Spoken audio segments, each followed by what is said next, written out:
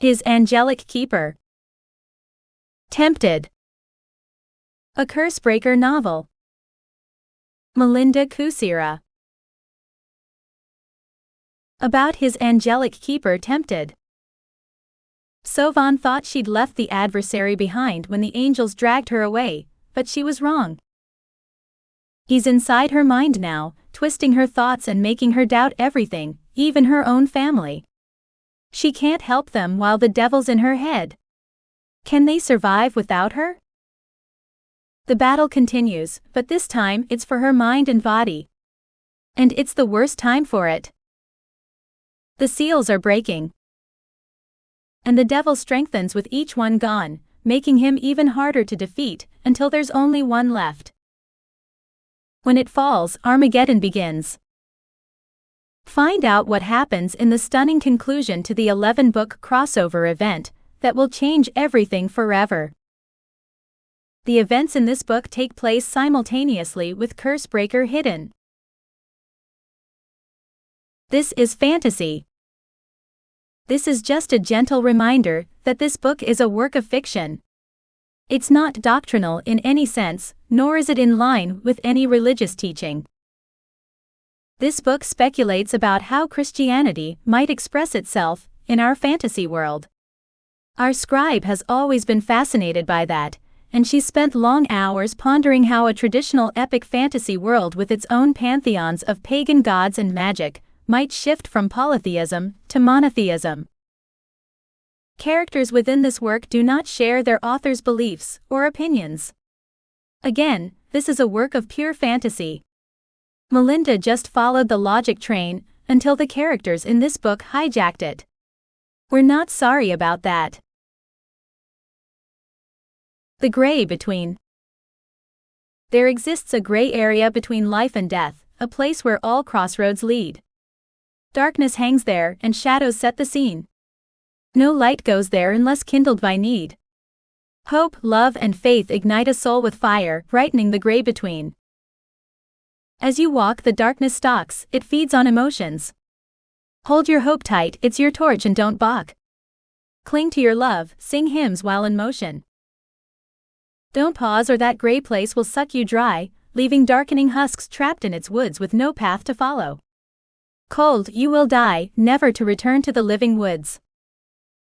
The gray between takes the light you give, go with hope, love, faith, and never let them go. Not a prayer, just some things Sovvan wished she'd known. Chapter 1. Kidnapped by Angels. So, what are your names? I'm tired of mentally referring to you as the tall one and the wiry one. Sovvan glanced at her two captors as they slowed, but neither one responded. She couldn't see anything about them except the glow of their halos, and it was really annoying. They'd been quiet since the angel of Mount Eredrin had left. Okay, we're doing the ignore Sovvan thing again. Why can't just one angel answer my questions?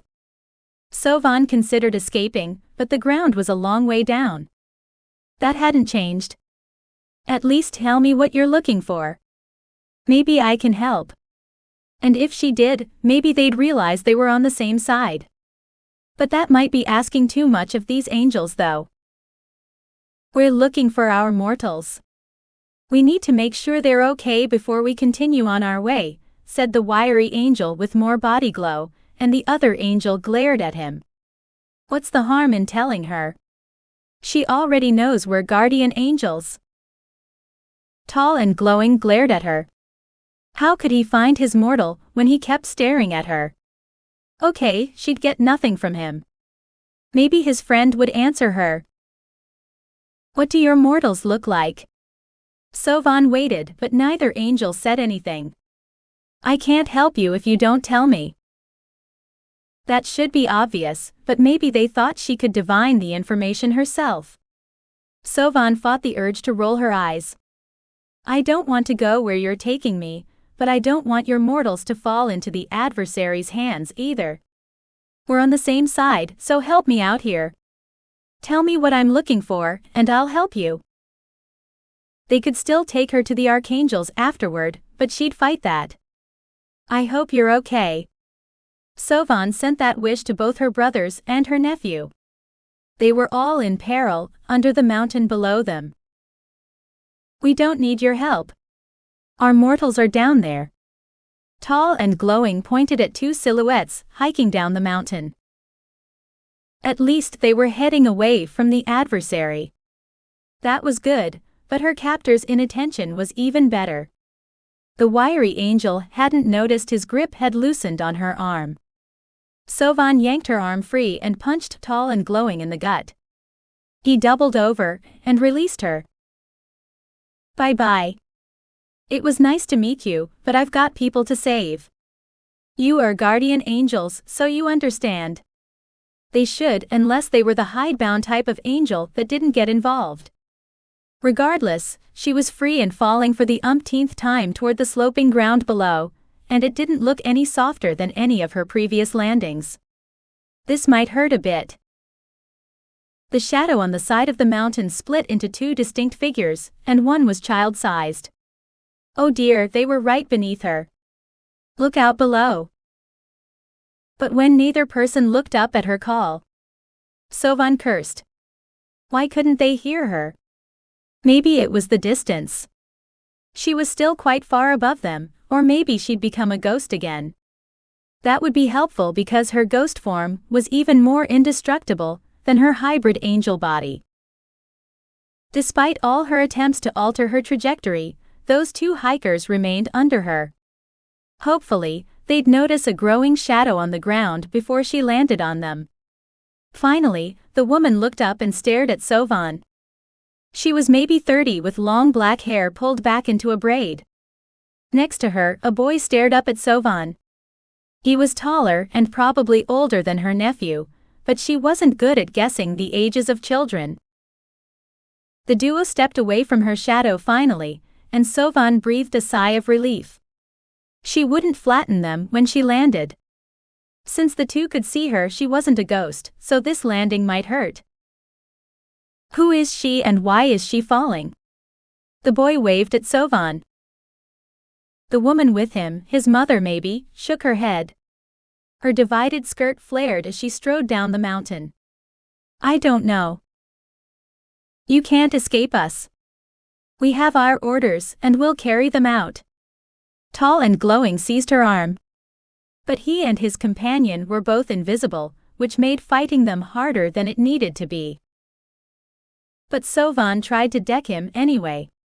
Her fist stopped halfway between her body and what she hoped was his face when his angel friend grabbed her other wrist. The two angels flew upward, taking her with them. The fight probably looked ridiculous from the ground since her two captors were still invisible. "Thanks for the save, but could you put me down? You don't need to fly me. I can walk quite fine on my own. Thank you very much." Sovvan struggled, but her attempt was half-hearted. She didn't want to crash land. One angel put his arm around her waist instead of dragging her around by her arm, but the other angel had no such qualms. Maybe he regularly manhandled allies. Who knew? They needed something to do, since they considered everything interference. "Don't hurt her. It wouldn't hurt you to carry her properly, Zaya," said a female angel. "Who are you?" the boy asked at the same time. "Who said that?" Sovvan glanced around for another angel, because the boy who'd just spoken must have a guardian angel nearby. But that angel must be invisible too. "I did." The boy waved as another angel appeared behind him, but she just looked on from the trail. She must be the child's guardian angel. She wasn't a warrior angel, but Sovvan's captors weren't either. The female angel wore white robes like Isaiah and Aluriel. Sovvan wondered if the angel was a mage, like Murin's guardian angel. Her stance indicated she was. Or maybe it was her spiky blonde hair and the staff strapped to her back. The angel shook her head when Sovvan opened her mouth to ask if she had any clout with the two fools dragging her away. She probably didn't, since they'd had no reaction to her comment. They might not care what that angel thought of them. Well, there was a woman down there that Sovvan could talk to, so she might as well take advantage of that. Maybe she could find out why there were 3 angels and only 2 mortals. Well, hello there. I'm Sovvan. These must be your guardian angels who came to my aid. Could you ask them to put me down? My legs work fine. Sovvan flexed her slippered feet. Thankfully, her long white dress had defied gravity and covered her from neck to ankle despite the wind that tried to pull it away from her. Hopefully, no one could see anything under it. Sovvan couldn't remember whether the angel who'd loaned her this dress had provided any undergarments, or if she'd bothered to put them on. Many things had happened since then that were more important. That was something she should sort out after she saved her family and sent the adversary packing. She needed a new dress anyway. This one was more gray than white now. What are you talking about? The boy's mother shoved something into her pocket. Well, I've got good news and bad news. Which do you want first? A woman in ranger's greens rounded a huge boulder and stopped. She held a rope in her hands and 2 ponies followed her. Oh, it's you again. Have we met? Sovvan studied her, but the ranger wasn't familiar. Because I don't remember you, but my memory has some holes in it. We didn't meet, not officially anyway, but I saw you before when that insect guy held you captive. That's the girl you were telling me about? The other woman pointed at Sovvan. Yes, unless there's more than one of you? The ranger fiddled with the ropes in her hands. Sovvan shook her head. No, there's only one of me, but I have 2 brothers. Have you seen either of them? One is tall with glowing green eyes, and the other is. Well, Myrn is just adorable, not a brooder like my twin. Your Sarn's sister? The boy's mother leaned against the boulder in shock. Yes. Have you seen either one of my brothers? I've been trying to help them, but everybody keeps sending me away, and it's really annoying. Sovvan glanced at her invisible captors as they rose higher into the sky. Let go of me. She struggled but to no avail. Should we help her? The boy's mother pushed off the boulder she leaned against, but there was nothing she could do. Still, the offer touched Sovvan. Why couldn't the angels she met be this helpful? The ranger laid a hand on her arm to stop the other woman. No, I have it on good authority that she doesn't need any help. And whose authority might that be? The woman asked. Just an entity who has some insight into this sort of thing. He spied on the adversary for us. That was the only way we could see what that creep was doing. The ranger shifted her weight from foot to foot. Behind her, 2 mountain ponies chomped on the grass, oblivious to their conversation. You mean the marksman, don't you? The boy's mother nodded. I already know about the whole chooser of the slain, death's marksman thing. My husband isn't as good at hiding things from me as he thinks he is. She folded her arms. He talks in his sleep, huh? The ranger tossed her braid over her shoulder. The 2 women dwindled from sight. Damn. I wanted to hear the rest of that conversation. Who was this marksman, and what did he have to do with the angel of death? Why did he think she didn't need any protection? Sovvan sighed. She kept missing all the interesting things. The sky blackened, and the stars disappeared as they passed through an invisible shield. Was it the rainbow one she'd seen twice when she used the drop of eternity? Probably. Are you taking me to the gray between?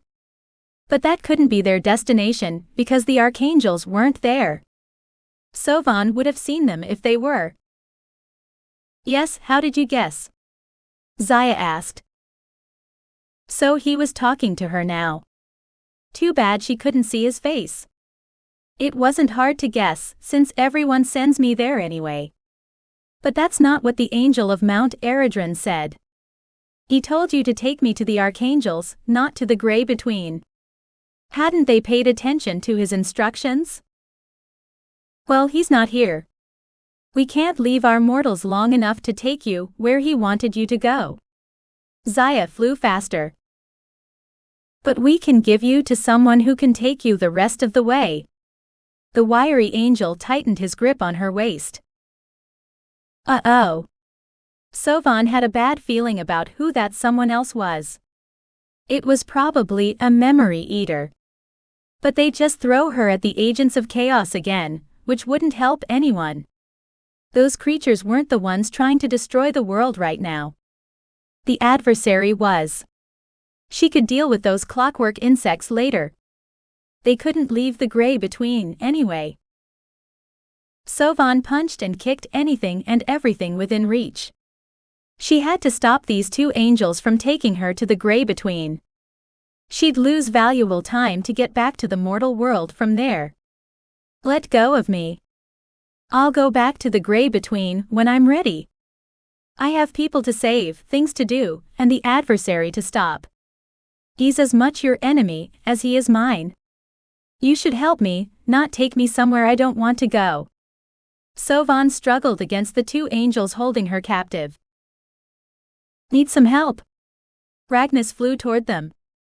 His black bat wings were a blur behind him, and she must have imagined the smile creasing his face because he didn't have features anymore, not since the adversary had remade him into a creature that was more liquid than solid.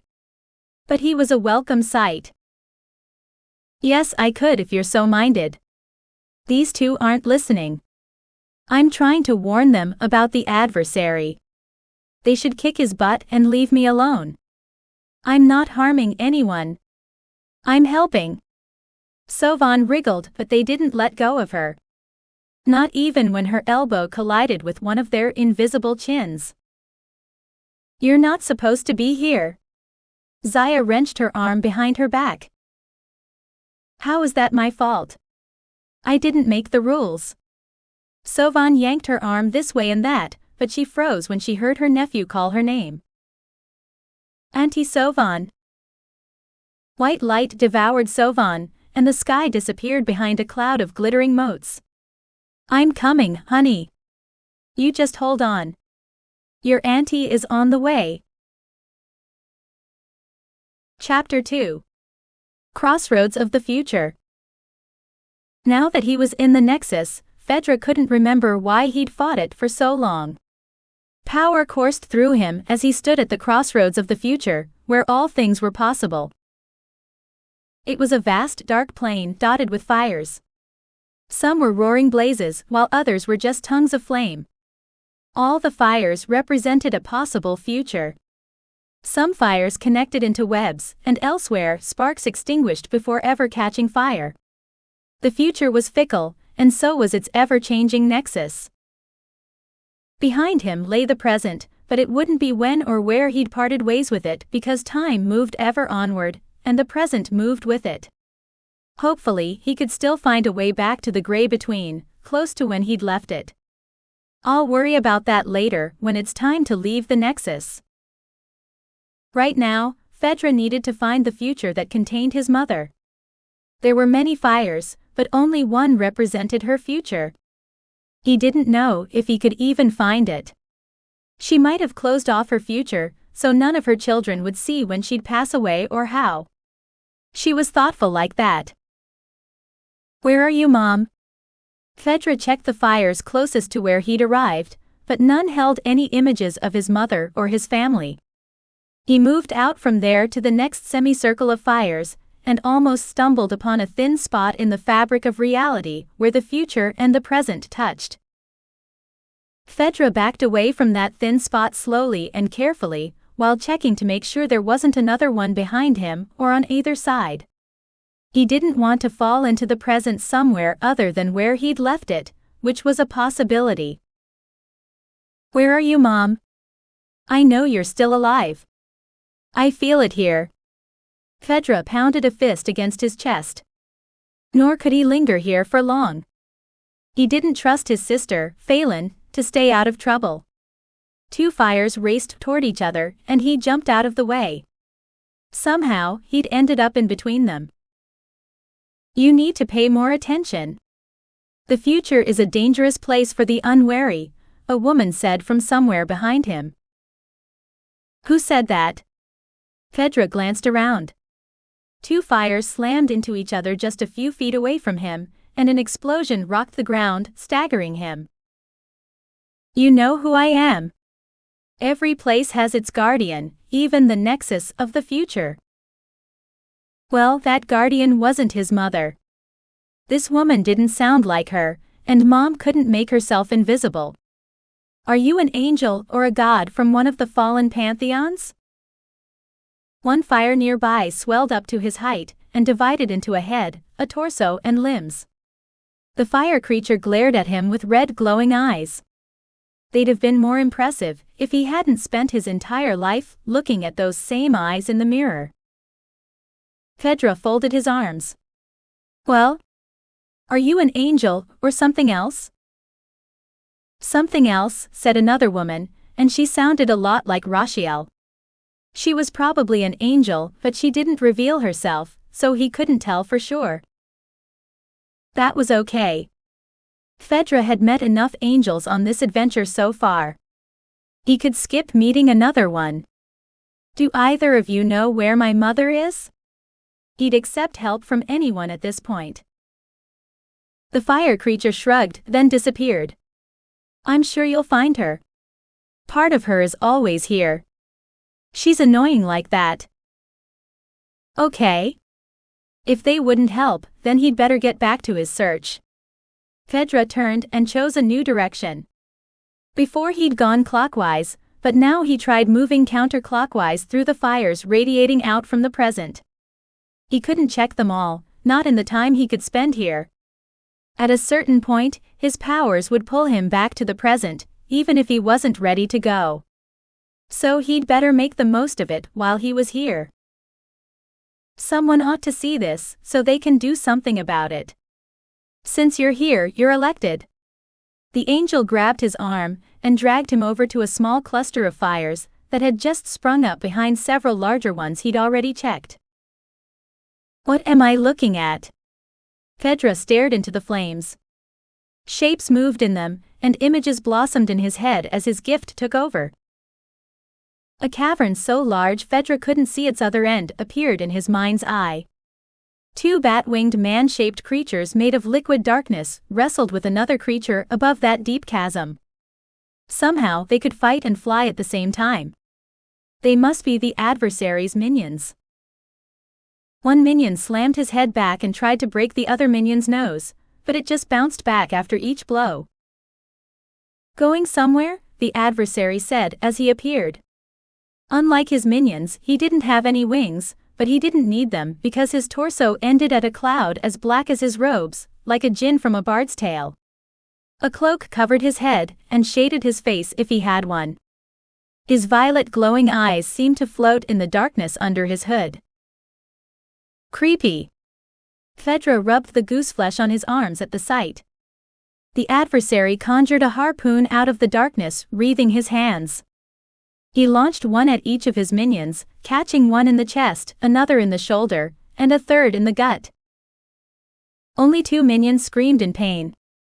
The other minion gazed at the Adversary, the way a dog looked at his master after receiving a treat.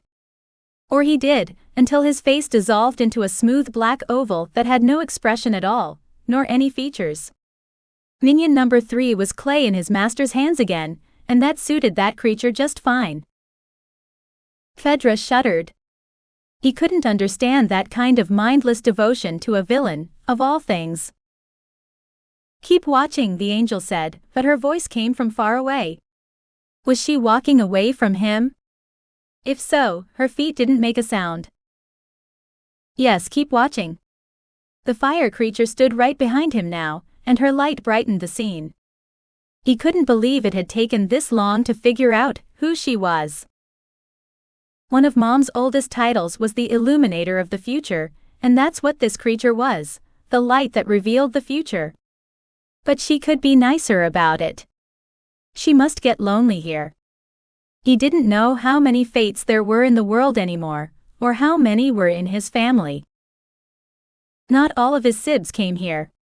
Some weren't powerful enough to walk this deep into the future. Some could only see visions, and some of his sibs avoided their gifts. But Mom loved them all, no matter what they chose. She didn't care whether they accepted their gifts or rejected them. That was their decision, and it had nothing to do with the love she bore them. What am I looking at? Because all Fedra saw were shadows in the flames now, and none were recognizable. Look there.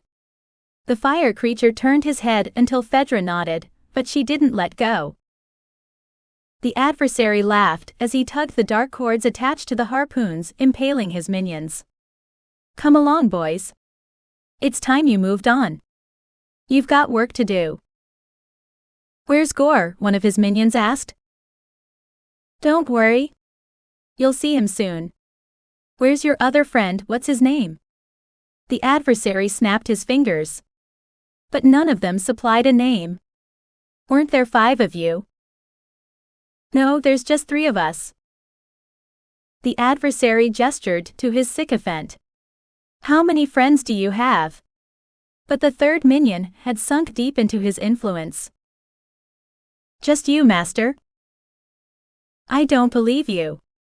I think you have more friends out there. They can't help you where you're going. Malachiah. The adversary gestured, and an insectoid man with flaming wings appeared. The gold collar around his neck glowed, so did his violet eyes. You called? Malachiah studied them as he floated there.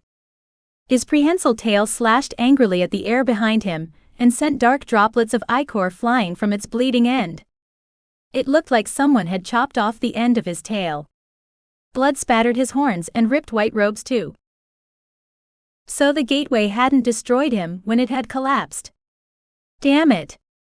At least that meant that Sovvan was probably still alive and kicking too, or whatever passed for that in her state. But Fedra hadn't seen any hint of her in the fires of the future. Then again, she wasn't alive, so she might not have a future anymore to see. That last time he'd seen her here might have been a fluke. Fedra pushed down the worry that bubbled up for her. Sovvan could take care of herself. She'd more than proved that when they were in hell. Yes. How go things in the gray between? Are the seals breaking? The adversary merged the black ropes attached to the 3 harpoons into one rope and thrust it into Malachiah's hands. Not yet. There have been some complications. Malachiah squeezed the rope until his knuckles cracked. Sounds like you could use some help. Take them. They'll do as you say, won't you, my wraiths? The adversary peeled back his darkness to reveal his true face. Look away. The angel of this place shoved Fedra aside, knocking the fire creature's hand away from his neck. But the angel didn't appear. Fedra shook his head to clear it, but the vision wouldn't go away. I can't look away. It's in my mind. She gave me a vision. Fedra tapped the side of his head, until the angel grabbed his arm and spun him to face her. The vision dissolved in the violet light of her eyes. Then they vanished too, and she released him. Never look upon his true face. She brushed past him, but he didn't feel any armor on her arms. Is he that hideous? Fedra rubbed the back of his neck. No. He was once the greatest of angels. To look upon him is to look upon the greatest disappointment in the universe. So much potential wasted. Even God couldn't look upon his adversary, so he banished him to hell when he turned on him. It's not as bad as she says. You can look now. You should see what happens next. The fire creature pointed at the flames behind Fedra, and he turned. But the angel turned him away again. You've seen enough. Out of the corner of his eye, he saw the fire divide, and the images change. But the angel pulled him away from it. No more? There's a limit to how much you can see, and you're fast approaching it. You should go back. Time's marching on without you. You can't stay here much longer, or you'll break your tether and become unmoored. That could happen, but Fedra didn't think he was losing his connection to the present. He'd marked his place before leaving it, and that mark was just as vibrant as when he'd left. Why was she trying to convince him to leave? What did she know? Fedra replayed the vision and found the answer. The adversary had mentioned some seals in the gray between, where he'd left his sister. Malachiah and those captured wraiths would head back there in the future. But there was no way to tell how soon that would happen, or when the events in the vision he'd just seen would take place. I need to warn Phelan. But there was one question Fedra needed answered first. What are those seals they were talking about? They keep the adversary in hell and out of the mortal world. But I just saw him in the mortal world. The seals aren't very effective if he's there now. Fedra stuffed his hands into his pockets to warm them. He still had some time before this place sucked all the heat out of him. Just his spirit is there, but his body is still in hell, and those seals will keep his body there for as long as they hold. The angel sounded certain of that. Fedra wished he could see her face to confirm it. How can someone break those seals? I don't know. They're made to withstand an apocalypse. I don't think they can be broken. The angel sounded like she was moving away from him, but her feet made no sound. Nor did she breathe. And he'd lost track of that fire creature while he'd interrogated the angel. But she still lurked around somewhere because this was her domain. Maybe it was the angels too. Who knew? Fedra put away such thoughts. He had one mission, find his mother, but he didn't know where else to look. New fires popped up, and others dissipated as he scanned that dark plane for a clue.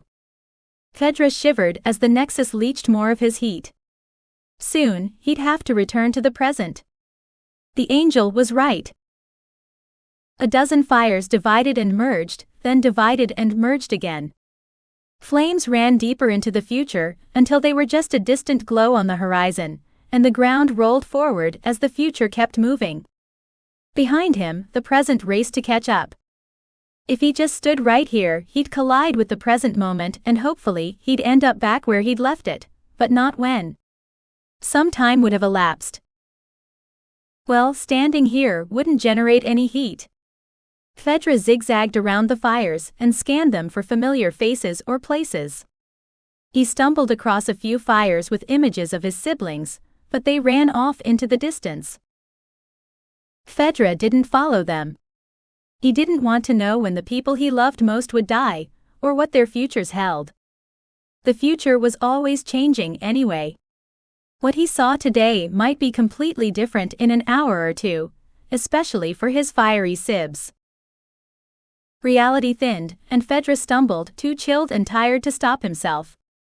The darkness lightened. It lifted like a veil, until a fiery hand closed around his arm. Not so fast. Don't you want to witness it? The fire creature squeezed his arm. Witness what? Fedra struggled, but he was weak from spending so much time here. My triumph. His clothes burned as she pulled him out of the thin spot and dragged him back into the Nexus. Where was that angel? Not here to help him. Had she left, or was she in league with the fire creature? The fire creature waved a hand to dispel the spell, hiding a column of flame in the center of the Nexus. Watch my lord rise. She shoved his face into the flames, and his hair burned as the orange light divided into images of a tentacular horror that was part dragon and part cephalopod. The giant monster crouched in a deep pit, and the adversary flew over it toward a bright ball of energy. Shapes moved inside that glowing sphere. Were there people trapped in it? Fedra couldn't muster up enough energy to ask. The fire creature was draining him, and the cold was creeping through every limb now.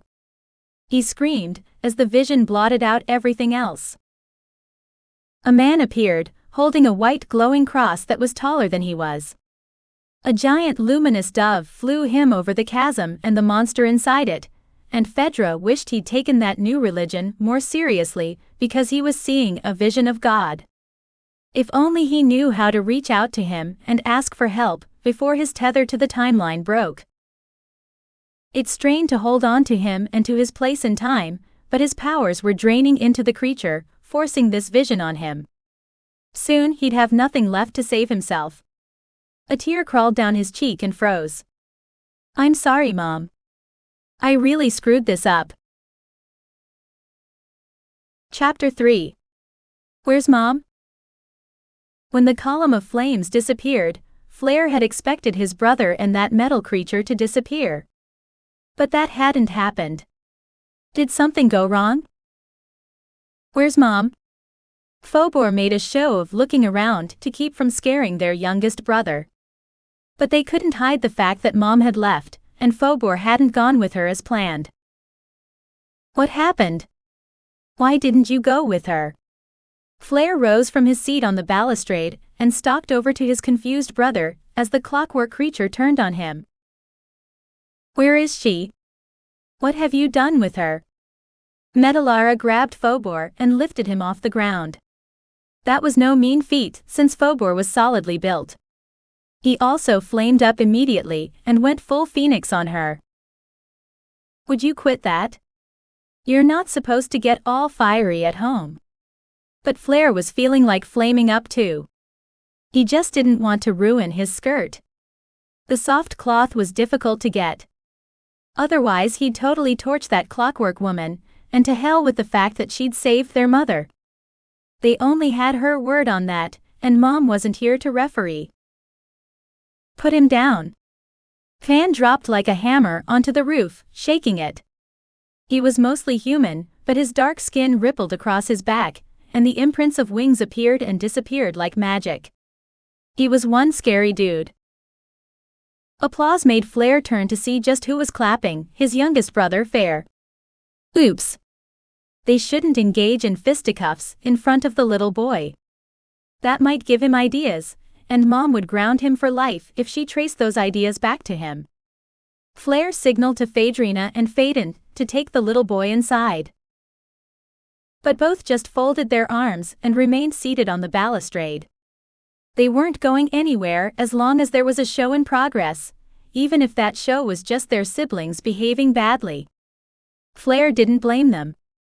There wasn't much quality entertainment out here. One had to take what one found and hope Mom never found out about it. Phobor shot fire out of his flaming talons into Metalara. "Will you quit it, Fan? I don't need your help. I'm doing a pretty good job of melting this metal bit." "Watch your language. There are children present." Flare gestured to Fair, Phaedrina, and Phaedon. "I'm not a child anymore." Phaedon rolled his eyes. "You're a child until Mom says you're not. Good luck with that though. Once you become her child, you never stop, not in her eyes no matter how old you are." And that wasn't a bad thing, in Flare's opinion. "I just want to know where your mother went. I promised to help her, and that promise means a lot to me." Metalara let go of Phobor and backed away. Phobor extinguished his flames and turned human again. As his feet hit the ground, he wrapped his loincloth around his hips and didn't flash his sibs. Flare gave him points for remembering to clothe himself without a reminder. Maybe his hot-headed brother had learned his lesson. And maybe Metalara had a conscience, or she'd realized that when word reached their mother about her behavior, she'd have to deal with an angry dragon. No sane person would want that. Mom had one hell of a temper, and she didn't calm down easily. But that wasn't his problem. She's in the Nexus, or she will be soon. It's hard to tell since time keeps moving forward. Phaedrina held out her hand as proof, and a flame bobbed on her palm. "How do you know that?" Phobor walked over to examine the fire, as if he might see something in it. But phoenixes weren't fates. He'd see nothing in there except more fire. And Flare would see the same if he walked over there, so he didn't. He'd seen enough fire in his lifetime. Phaedrina rolled her red glowing eyes. But it was Phaedon who explained. She's a fate, you dummy. She can look into the Nexus. Phaedon could also do that, but he didn't. Exactly, and I see her in the Nexus. Phaedrina peered into the flame, and her red glowing eyes moved like she was reading something. What is the Nexus? Your mother mentioned it, but I didn't understand her explanation. Metalara muttered something else. But Flare let that go unchallenged. Mom said a lot of things that nobody understood. That was the price she paid for being the final fate. Sometimes she just knew things. It's the crossroads of the future. I can't really explain it any better than that. Phaedrina shrugged. And that doesn't make any damn sense. Phobor stalked over to Metalara, but he didn't touch her. Fan's back rippled as scales appeared and disappeared under his black skin again, and it was creepy. But he hadn't gone full beast on them, so perhaps the threat of violence had passed? No one had removed the small child from their midst either. Fair watched everything with eager red eyes. Hopefully, he wouldn't report all this to their mother later. He was too little to understand that some things were better left unsaid, and Flare didn't want to explain that concept to him. He might inadvertently get himself into even more trouble if he tried. No, he'd just prepare for the fallout when Mom returned. That still doesn't make any sense. How can futures cross? They're not roads. Phobor gave Fan a wide berth. Just imagine a place where all the futures of all the people who are alive exist. It's somewhere fates can go. We can consult those futures, but they're always changing. Phaedrina turned her hand over and the flame ran over her fist. That's why I don't like going there. It's also creepy as hell. Phaedon shuddered. Okay. It's creepy and all futures cross there. Does Mom know she left us behind? Did she do that on purpose? Don't glare at me. It's something she'd do. She's our mother, for God's sake. Phobor walked away as they just stared at him. He was right, and the question had to be asked. Though there was probably a better way to ask it. But Flare couldn't think of an alternative. I don't know. I can just see that she's there, and she's watching something. I don't know if she meant to leave you behind. That already happened. I can't go back and watch that. Time only moves in one direction for us, forward. Phaedrina hopped off the balustrade and adjusted her skirt. Why don't I go tell her? I could just pop over to the Nexus and give her a message. Are you sure that's a good idea? Phaedon turned to her, his face ashen. Do it. Tell her to come back and get us. Metalara took a step toward her until Fan growled. It was the full-throated roar of a disgruntled dragon, but it had come out of a still human mouth. Flare tried not to shiver, and he wasn't the only one who tried to cover his visceral reaction to that roar. It was bad enough when Mom roared, but she could put the fear of God in them when she did it. When Fan did it, the sound vibrated his bones and triggered a flight response. Flare tamped it down, and Phobor moved to stand with him. They were two phoenixes facing a dragon. Good thing that dragon was their older and much stranger half-brother. Otherwise, they'd have been in serious trouble. I'll just go now before a fight breaks out. What should I tell her? Phaedrina jerked her thumb at the stairs. Can you take us to the Nexus? Metalara gestured to herself and Phobor. No, I can only take myself there. I can't teleport all over creation like Mom can. Phaedrina shook her head. Tell her to come back and get me. I still need to get to the gray between. Metalara pounded a fist against her chest. Wait a minute. We could fly you there. Phobor gestured to himself and Flare. But Flare stepped away from his younger sibling. Was he nuts? There was no possible future where Flare flew anywhere near that bizarre gray place. Whoa, who said anything about me going there? Once was enough, and that one time had been a tragic accident. Flare didn't need to repeat the experience. Fobor scratched his head. She looks kind of heavy. If you take one side and I take the other, we could fly her there. Are you even listening to me? Flare backed away from his scowling brother. Yeah, you're trying to weasel out of going. No, I'm trying to talk sense into you and you're not listening. Well, I'm not going with him. Fobor jerked a thumb at Fan. Point taken. If those two went anywhere, it would be a disaster. But Flare wasn't convinced that if he went, it would be any less of a disaster. Okay, so that's the message? You'll meet her in the gray between? Phaedrina snuffed out the flame on her hand. Yes, Fobor said before Flare could stop him. The fool waved for their sister to go. Phaedrina nodded and pulled something out of her pocket. A red glow emanated from the object as she spun 3 times clockwise, dragging a line of fire through the air. At the end of the third spin, she froze with her hands held high and her feet shoulder-width apart. Flames consumed her. When they disappeared, so had she. The die was cast. Flare would go to the gray between, whether he liked it or not. Mom wouldn't be happy about that. Fobor smiled and rubbed his hands together in anticipation. He didn't need to look so smug about outmaneuvering him. Maybe there was more going on behind his red glowing eyes than his manner suggested.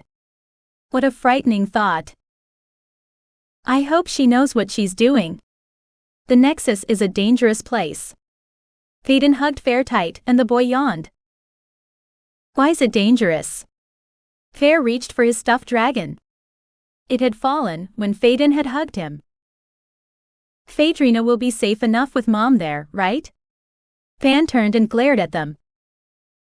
Phaedon didn't answer. Flare and Fobor exchanged a tense glance. But it was too late. Their sister had already left.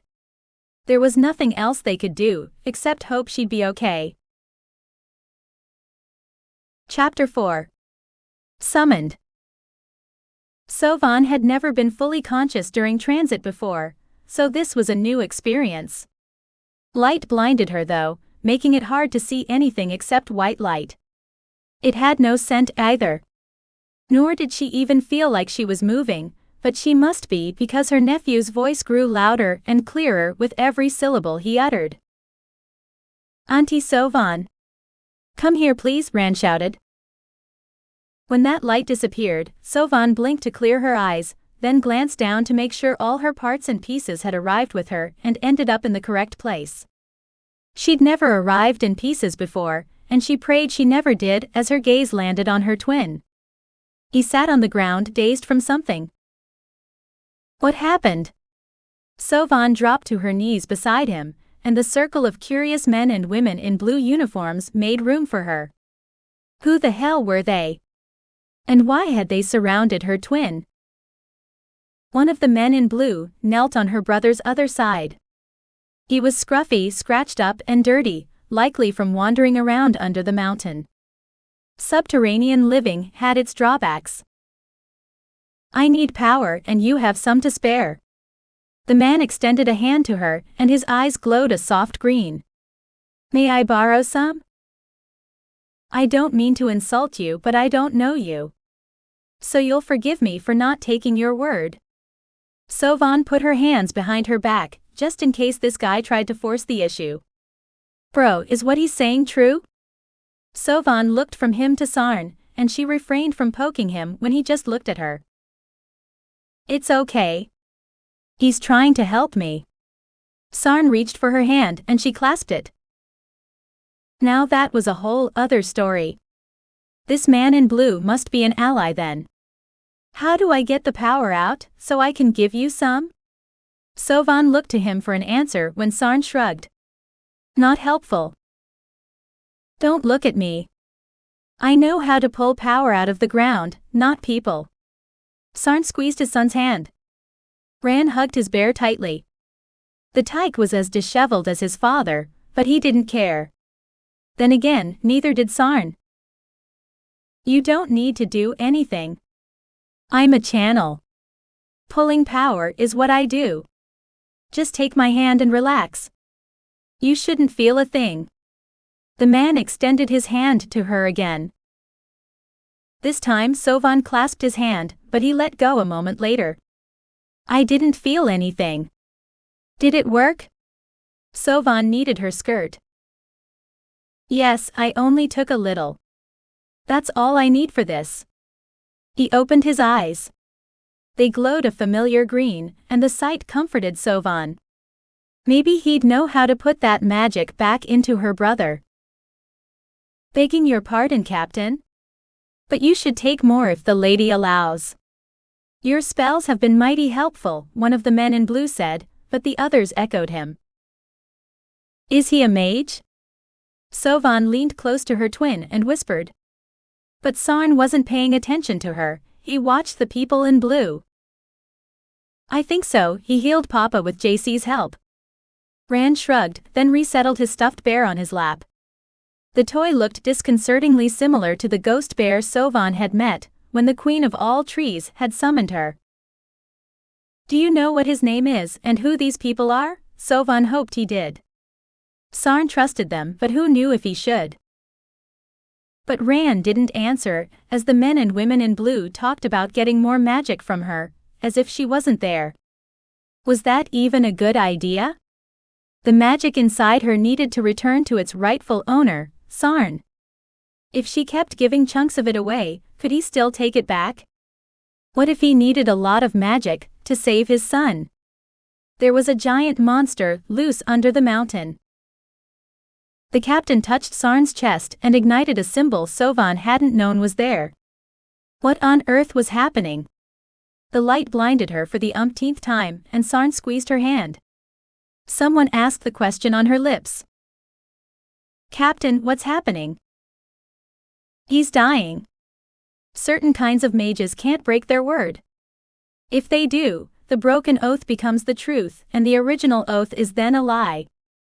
Such mages are soul-bound to the truth and are incapable of lying. But there can only be one truth, the oath they swore or its opposite. Both can't be true.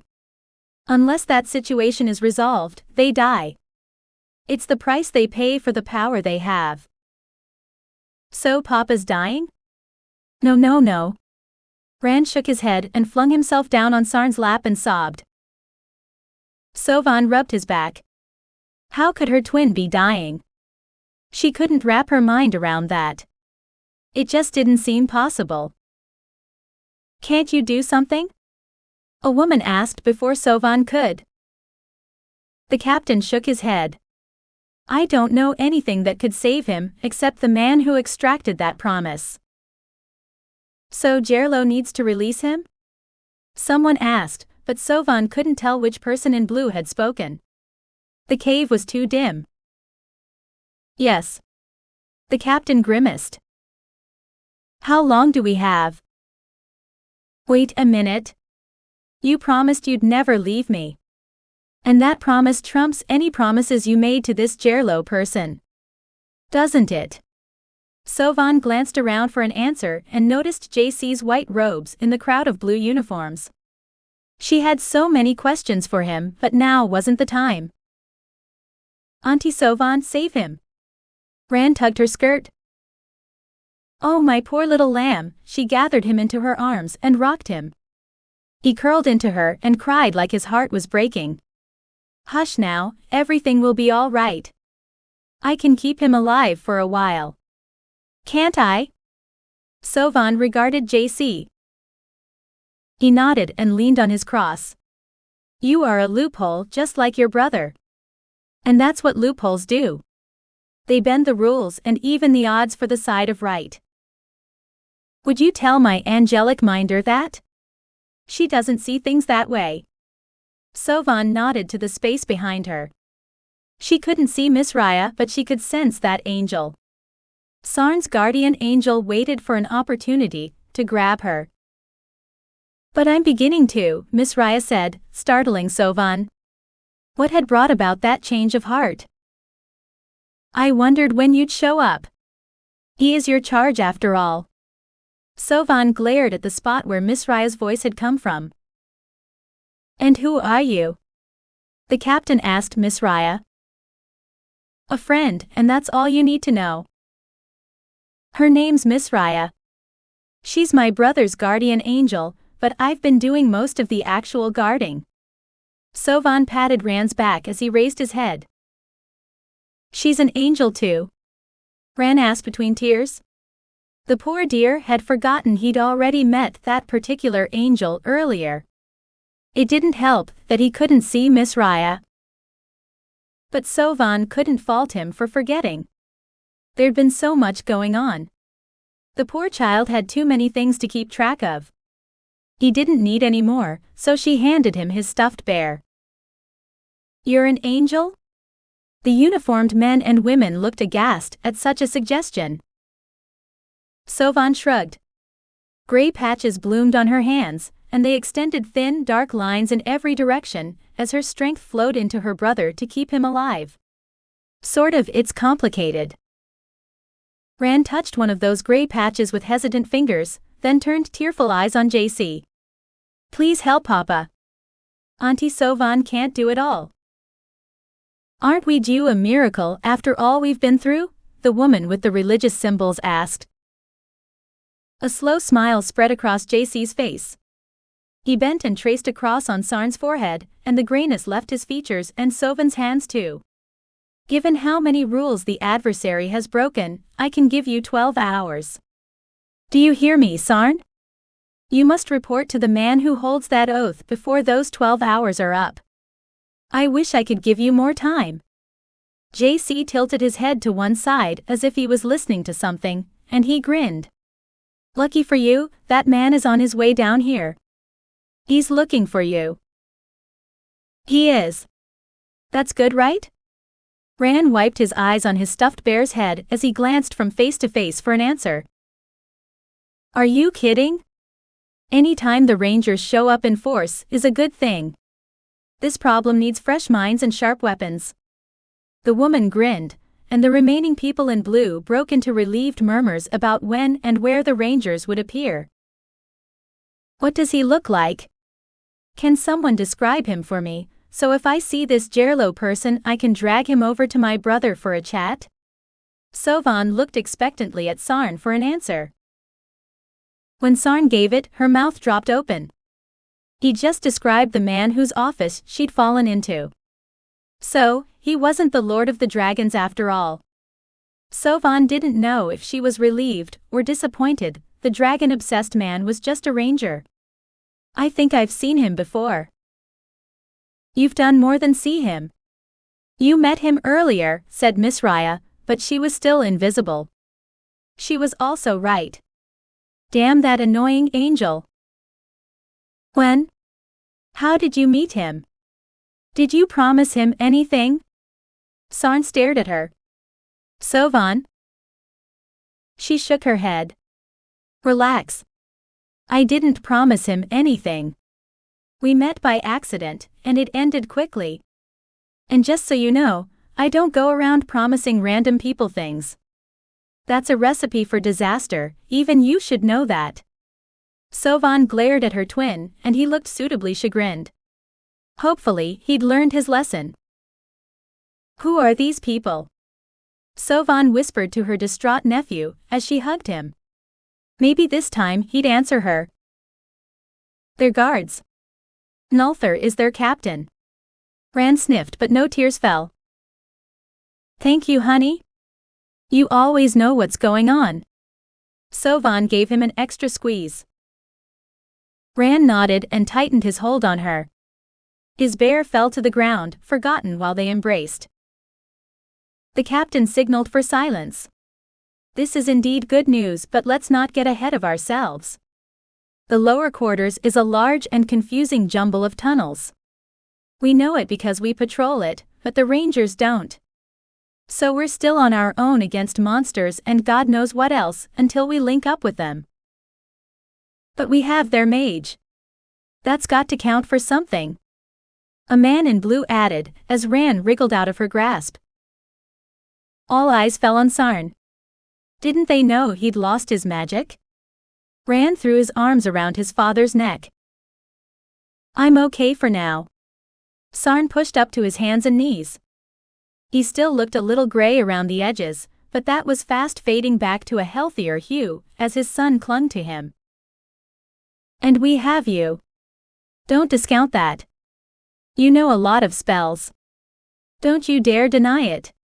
A guardswoman squeezed Nulthur's shoulder, and everyone looked at him with hopeful eyes, even Sarn. Speaking of magic, didn't you need a refill or something? Sovvan held out her hand to him. If you're going to be our designated spellcaster, then you need the power to cast those spells. She didn't give her brother a pointed glare, but she considered it. Especially since my earth magic is out of commission right now. Worst timing for it, I know. Sarn shook his head and held his son. There were so many questions in his eyes. Well, at least he wanted his magic back. That was an improvement. Nulthur backed away from her outstretched hand. Wait, I can't be the designated spellcaster. I'm not a mage. I haven't worked much magic since I came here. Yes, I was trained, but that training ended like 8 years ago, or close to it, and I didn't finish it. I still think you're our best shot right now. You have the knowledge. You just need power. Sovvan extended her hand again. So take it. Then let's go down there and hack off some tentacles, because no monster, no matter how ugly, should have that many of them. It's just not natural. She shuddered. Magic does work against them. Nulthur nodded and took her hand. You found something that worked? Sarn laid a hand over their hands to stall the power transfer. Miss Raya rested a hand on Sovvan's shoulder. So she was still skulking about. We need to talk, the angel whispered in her ear. The cavern brightened, but no one else noticed, probably because the light came from above Sovvan. But she couldn't find the source. The light revealed the armored angels lounging around. They were all warrior angels except for Isaiah, and they looked bored. Interesting. If you cast that shock and awe spell again, never mind the monster, I'll kill you for it. A guardswoman slapped the back of Nulthur's head, then stalked out of the circle of guards around them as the strange light vanished. Sovvan could still see the other angels though. They weren't invisible anymore, and neither was Miss Raya. Only you can see us, but you shouldn't be able to. Miss Raya ground her teeth. Sovvan fought a smile as a serious discussion about spells and monsters raged around her. She'd lost all track of it when the owlcat creature had chimed in. But Sarn was paying attention. He would be working with Nulthur and the guards anyway. She was just here to safeguard him and his son and make sure he got his magic back. Everything else was irrelevant. What did you want to talk about? Sovvan stared through her knees. Uh-oh. Either she was becoming invisible to mortals like the other angels present, or someone was trying to send her back to the gray between. Hopefully, she wasn't leaving. She didn't feel like she was fading away, but she didn't always get a warning before someone transported her to another realm. What have you been doing? Miss Raya pulled Sovvan to her feet and spun her around to face her. A lot of things. I even took on the Adversary and won. Sovvan tapped her chest as she swelled with pride at her victory over that devil. You did what? Miss Raya squeezed her arm. Ow. That hurts. Either loosen your grip or let go of me. Your hand is like iron, but my arm isn't made of metal. Sorry, I didn't mean to hurt you. Tell me what you did. Miss Raya adjusted her grip so she wasn't crushing her arm anymore. But she didn't let go. I didn't fight him, not directly. I can't anyway. He's too powerful. So I used my grace to free the people he'd entranced instead. Sovvan squinted at Miss Raya. The angel had donned her armor again, and it reflected the light of her halo, making her almost too bright to look at.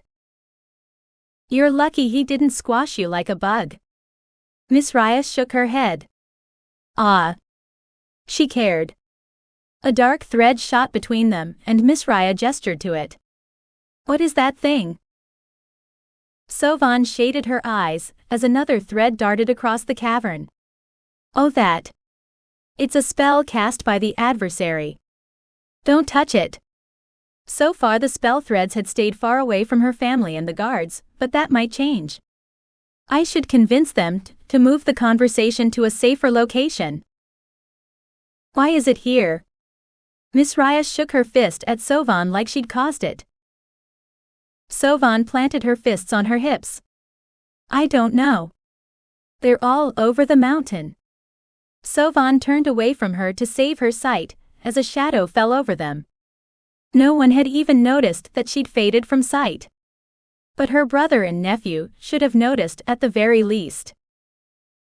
The other guardian angels reached for their swords, as if they could cut the spells down. Actually, that might be a good idea, and it would get Miss Raya out of her hair for a while. Sovvan opened her mouth to suggest they draw their swords, but she never got a word out. Incoming, someone shouted as that shadow grew. JC stepped into the shadow's path and looked at Sarn. Unmake the lies the ancients tell. What does that mean? I don't understand. Sarn shook his head. You will when the time is right. Trust in yourself and your friends and your family, and do what you were born to do. That goes for you too. JC glanced at Nulthar, then he stepped backward off the cliff. He hadn't even mentioned Sovvan. A tentacle wrapped around JC's waist and whisked him across the cavern toward the monster's lair. You need time. Let me buy that for you. Sovvan stepped forward, but Miss Raya grasped her arm and stopped her. Around them, the other guardian angels bowed their heads and dropped to their knees. As one, they placed their fists over their hearts. Don't be a fool. You can't get involved. They need to save him. You already have a job to do. Miss Raya shook her. She was right. But Sovvan pried at her fingers anyway. What about the other angels? There were a dozen in this cavern, without counting Miss Raya and Isaiah. Why don't they save him? JC. Rand shouted as JC dwindled from sight. Isaiah touched Rand's shoulder, but he didn't notice. The poor child probably hadn't felt the angel's touch, since Isaiah was probably invisible to him. The warrior angels remained on their knees, and their armor gleamed in the glow of their halos, but they didn't rise until long after JC had disappeared. Miss Raya shook her head, but Isaiah answered her question. His violet glowing eyes seemed sad, but that could be a trick of the lighting. They can't. Because guardian angels don't get involved, right? Sovvan shook Miss Raya's hand off her. There was nothing she could do anyway. Her wings were still gone. That's a sucky reason, and you know it. Sovvan folded her arms. No, Miss Raya shook her head and turned away from her. Then why? Sovvan rushed to follow her. Because he asked us not to. Why would he do that? Sovvan skidded to a halt as Miss Raya disappeared. The warrior angel hadn't left, she'd just made herself invisible again. How rude. Sovvan folded her arms. Because a mortal started this. They need to fix it. We can't help them, not directly. But I can. Sovvan slapped her chest. I'm a loophole. She spun just in time to witness her worst nightmare play out, and whatever Miss Raya had done to make everyone forget she was there wore off. Oh my God. Everyone get back. Nulthar shouted as 6 tentacles slammed into the cliff, collapsing parts of it. Chapter 5. Temptation of a Queen. I hate flying. Shayari gritted her teeth as the gray ground raced away beneath the white glowing soul trap. It extruded more gray threads and wrapped them around her. I'm glad I'm just a ghost right now, because I'd be stretched to the limits between the invisible bonds from the memory eaters and the gray ones from the soul trap. She didn't know what these memory eaters wanted with the soul trap, but she doubted it was anything good. I'd better find a way to break it. Voices called out from the hills below, startling Shayari. Many of the souls following the memory eaters had once lived in her country, and they shouted her name. Their power could be hers if she wanted it. No. Shayari put those thoughts out of mind. I'm not that woman anymore. The last time she'd used that dark power, she'd broken her uncle's army and freed all the souls he'd enslaved, thus destroying his army of zombies. That had been before she'd fled east and bonded with the Queen of all trees. But the war she'd left behind had come there too. On the plain below, souls crowded together and chanted her name, but she ignored them. A queen didn't rule through a mob or give in to its demands. Liberate us, they shouted. I can't. You lived your lives. If you lived them poorly, then you should make amends. That's why you're here and not in heaven. Look to your angels for help and redeem yourselves. Because Shayari wouldn't raise them from the dead, never again. The memory eaters slowed. Shayari couldn't see if they were as horrified by the crowd of souls as she was, since she was suspended beneath them. All she could see when she looked up was their gray bellies and the underside of their gray wrinkly wings, and that didn't give her any sense of their reaction. But it had to worry them. The memory eaters must regret flying her around the gray between. Well, they could send her back to her body. Although that might be difficult since the soul trap was attached to her. It couldn't pull her in because her magic prevented that. But the trap couldn't absorb any other souls from the gray between, because the entrance was on the mortal world under Mount Aradrin, not here. Since no more souls had materialized inside it after she'd found it, someone must have closed the trap. She couldn't do anything about that right now. Why had the memory eaters wanted to move this trap? Where were they taking it? Shayari had given up asking when all her questions had gone unanswered. It wouldn't matter anyway until she'd freed the souls trapped inside. The trap must have a weakness. Every spell did, even spherical ones. But she still didn't see a way to break it. The adversary had constructed this trap. His evil and the trapped soul's anguish coursed through it. Their deaths had been quick but horrifying. Long ago, she'd constructed a shield over a deep pit under Mount Aradrin, where she'd trapped the Ageldar. That shield had been powerful enough to liberate a soul on contact, but what a terrible way to die. At least now she knew how the adversary had broken that shield. He'd tricked enough people to jump into it until the spell had overloaded, and the soul trap had pulled them in, trapping them here. Free us. Help us live again. Millions of souls followed them now, and they called to her while she studied the trap. Enough. Shayari closed her eyes. Look to heaven if you want redemption, not to me. I have nothing to give you except advice. That wasn't what the crowd wanted to hear, judging by the angry murmurs. They'd have thrown things, had there been anything to throw at her except dust. Well, that was their problem. She wasn't here to save them. That was someone else's job. The memory eaters descended, as a stone building appeared out of the fog. That must be their destination. But when they hovered over it, the structure vibrated. The memory eaters set the soul trap down on the ground 100 paces from the temple, instead. Why was there a temple in the middle of the gray between? Shayari had a bad feeling about that, as the trap settled on the dust. She landed a few feet away, and a demon and a creature that was half insect and half human with smoking wings approached them. The insect man had once been an angel, judging by the dim halo sliding down his head to become a collar. But what was the warrior demon doing here? Who is this, and why have you brought her here? The ex-angel gestured to Shayari as the memory eaters landed in a ring around them. She's not important. We brought the soul trap like your lord asked. She was just a means to move it. The lead memory eater folded his wings on his back, and they disappeared. Neat trick. What do we need this for? The blonde demon warrior tapped her gauntleted fist on the soul trap. The former angel shook his head. He didn't know either. Are you sure you're supposed to bring it here? Who told you to do that? The demon warrior circled the white glowing trap. Ramil told us. Isn't he here? No, he was delayed. The ex-angel glared at the demon, but she ignored him. Did she have something to do with that? It doesn't matter.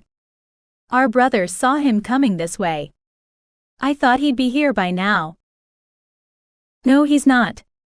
We haven't seen him. The demon smiled, displaying a mouth full of serrated teeth. She knew something about Ramil's disappearance, but the ex-angel didn't ask either. Neither did he glance at her, so he might not have seen the sly look in her cat eyes before she masked it. A moment later, her eyes looked human again. Well, you'd better drag it around to the front. We've almost got the doors open.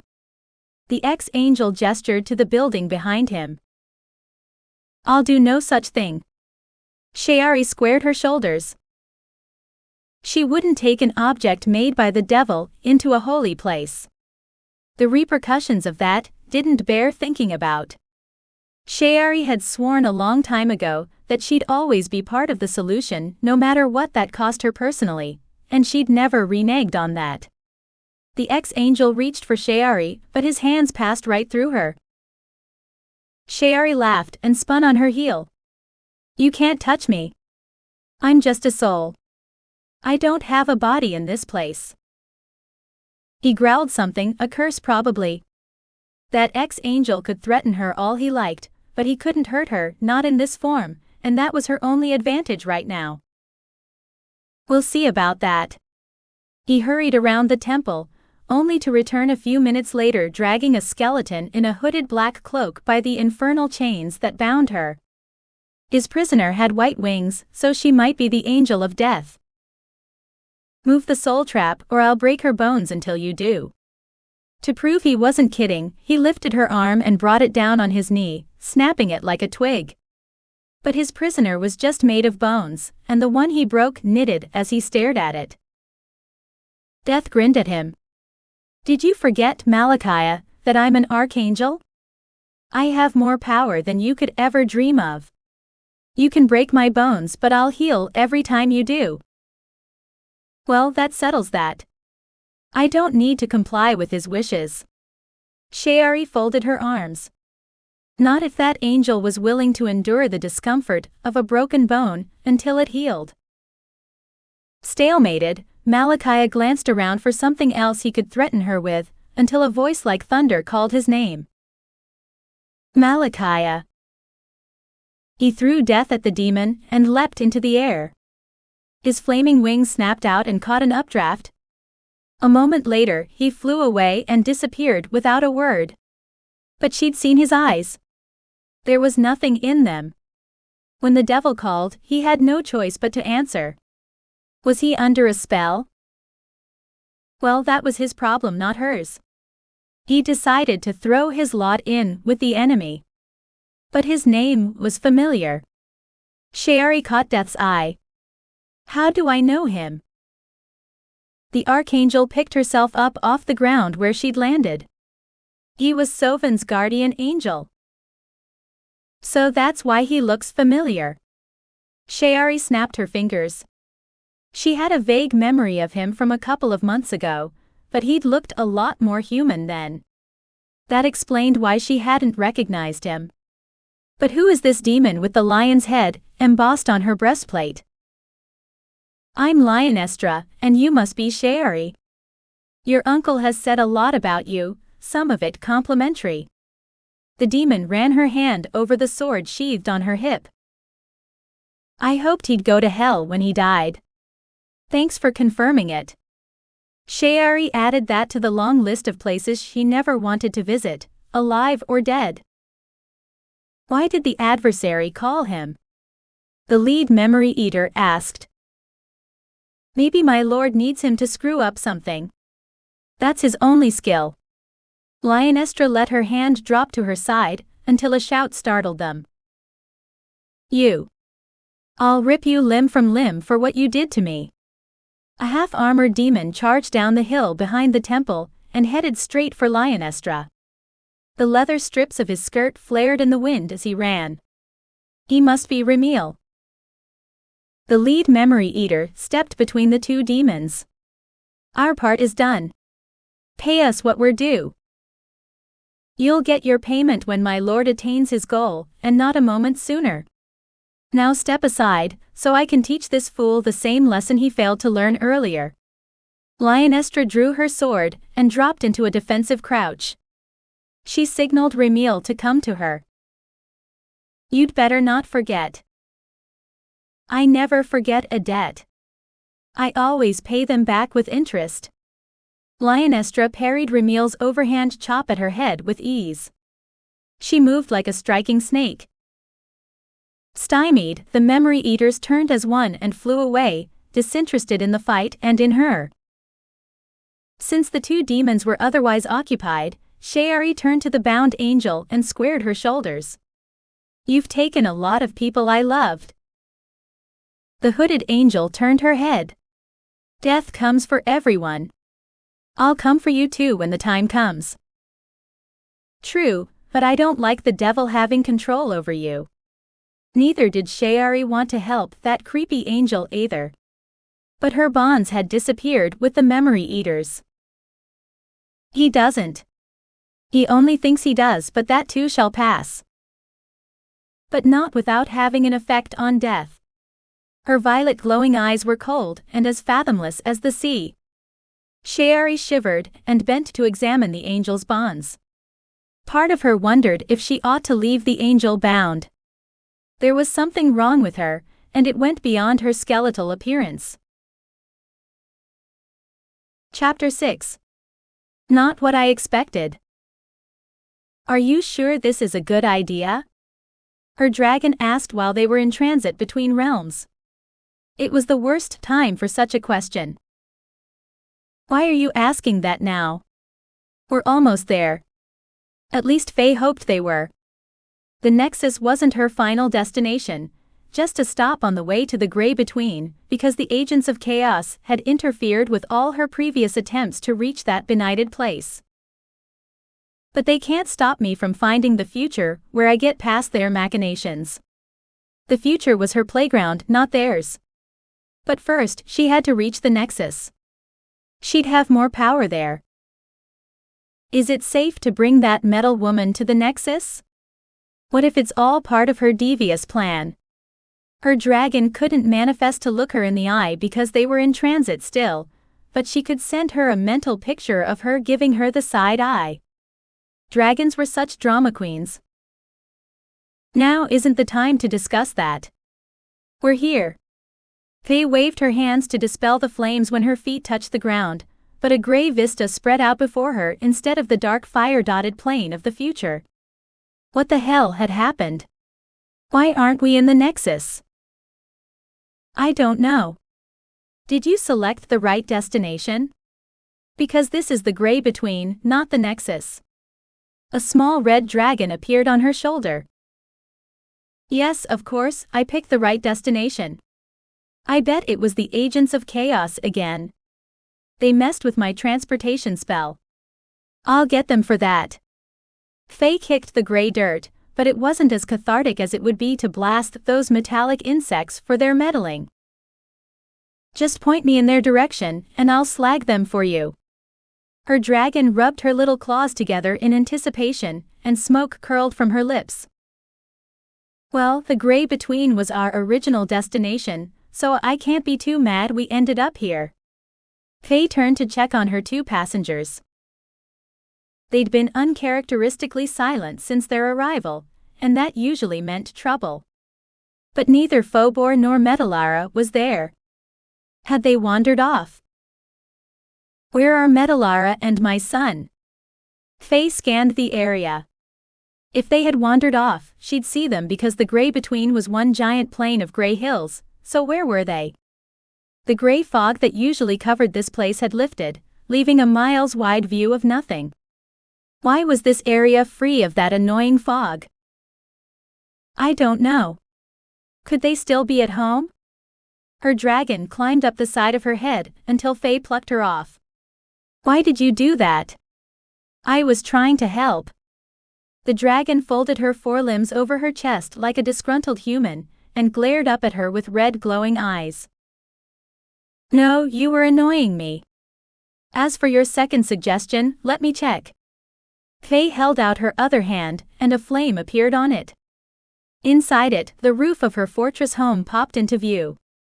As the image sharpened, 3 people stood there, Phaedon, Fair and Fan. Where were Flare, Phobor, Phaedrina and Metalara? Faye sighed. Sometimes it would be nice to see the present instead of the future. If you're that worried about them, you could take us home and check on them. Her dragon raised both claws in surrender when Faye glared at her. It was just a suggestion. No need to get upset about it. I'm not. I'm just annoyed at the situation. I don't like to misplace people, especially my children. But we came here for a reason, so we'd better get to it. Then Faye could go and see what her family was up to. Faye clenched her fist and smothered the flame. My family will just have to get along without me for a little while. Come on, dragon. We've got work to do. Faye tossed the little dragon into the air, and her red wings snapped out and caught an updraft. Where to now? I don't think Malachi will put up a billboard spelling out his plan. The dragon glided along as Faye surveyed her surroundings again. I take that back. He did something even better. Look. What are you talking about? Faye swatted the dragon away when her wingtip tickled her ear. You'd better look up. Her dragon pointed at a dark streak in the gray sky. What are those other shapes up there? Faye pointed at them. They're probably memory eaters. This cheerless place is their home. Her dragon lifted a little shoulder in a shrug. I hope they stay up there. I don't want to tangle with them. But there was one memory eater she wouldn't mind meeting again. Faye wondered where 4 was, then put that thought aside. Are you sure that dark streak was Malachi? Yes. My eyesight is a lot sharper than yours. I saw him quite clearly even from this distance. Do you know where he's going? No, I'm not a mind reader. Her dragon glared down at her for even suggesting that. Touchy. Faye stared at the sky. Do we follow him? I don't know. This is your bad idea. Actually, it's his. My sixth sense is tingling, and not in a good way. Come on. Let's find that temple and check on those seals.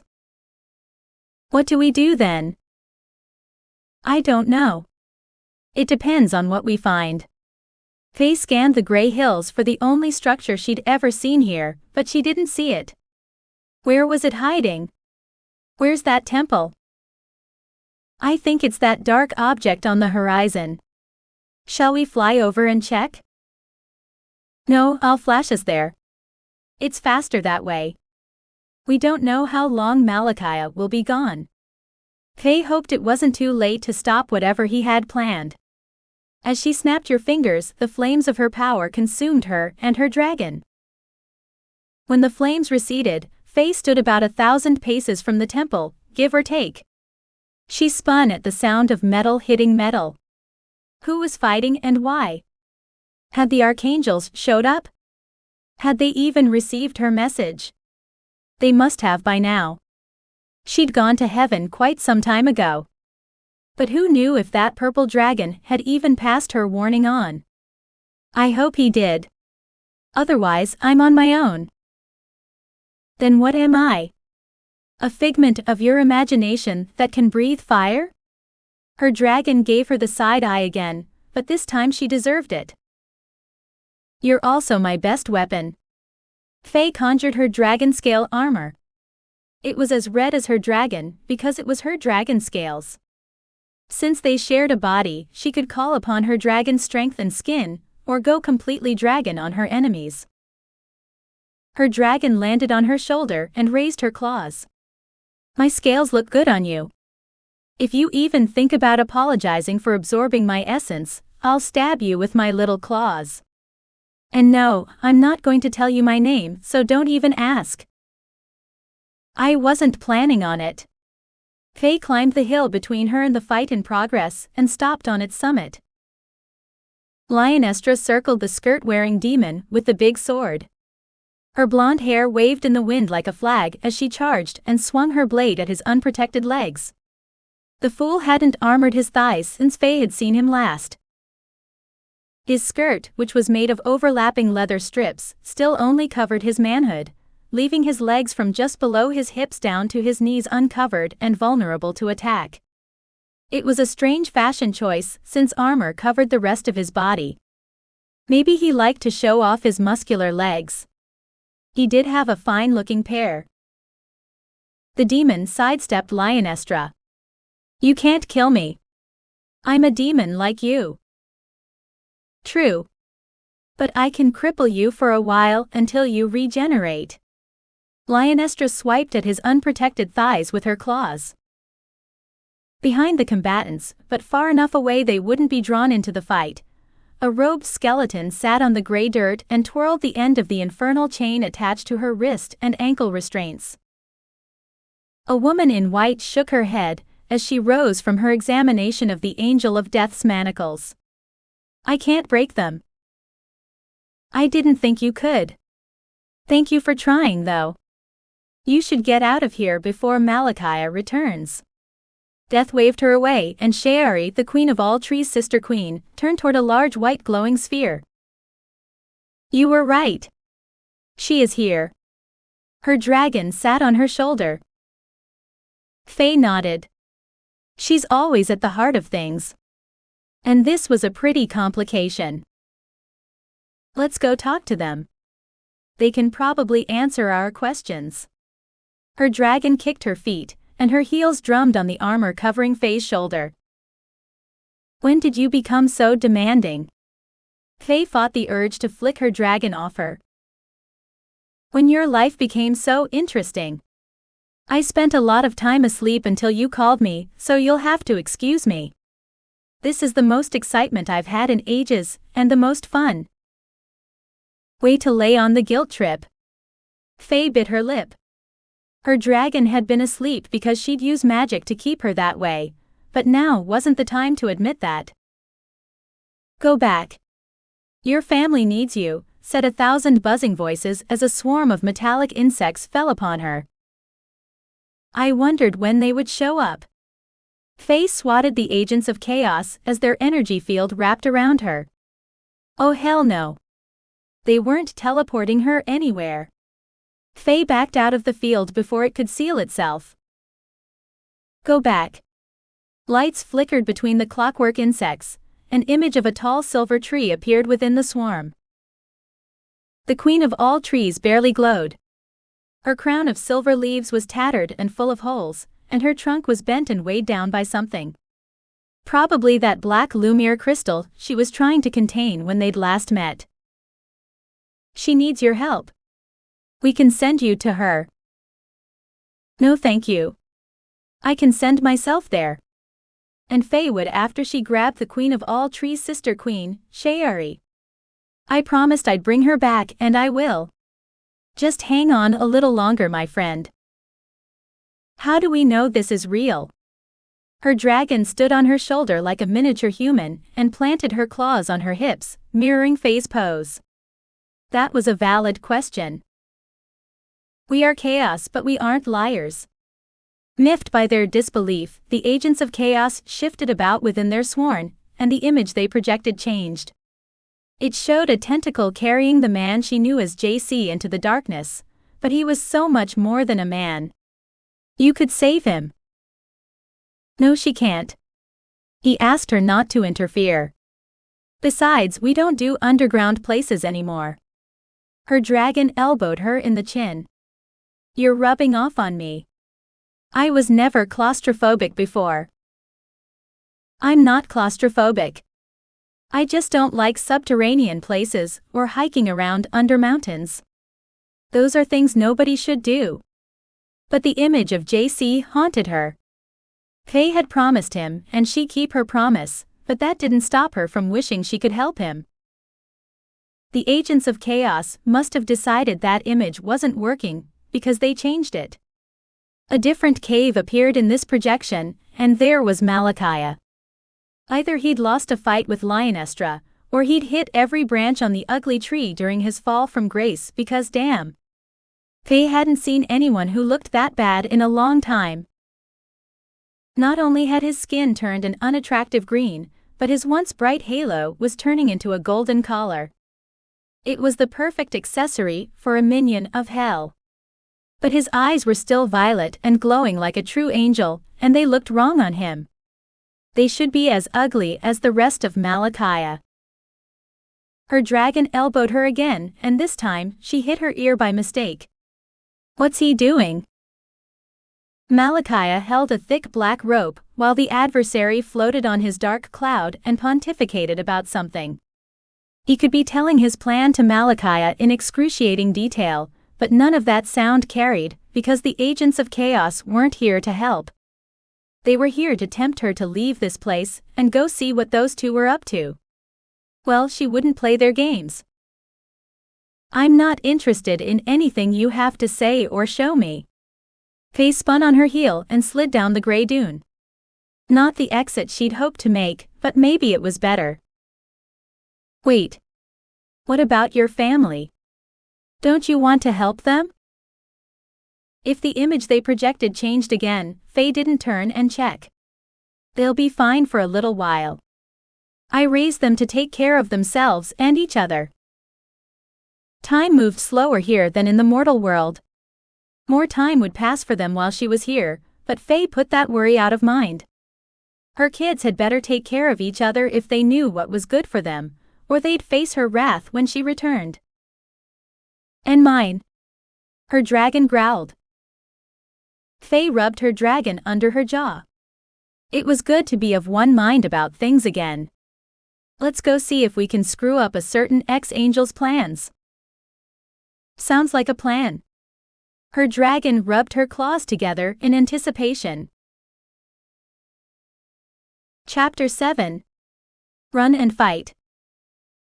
Sovvan stared open-mouthed at the giant tentacles.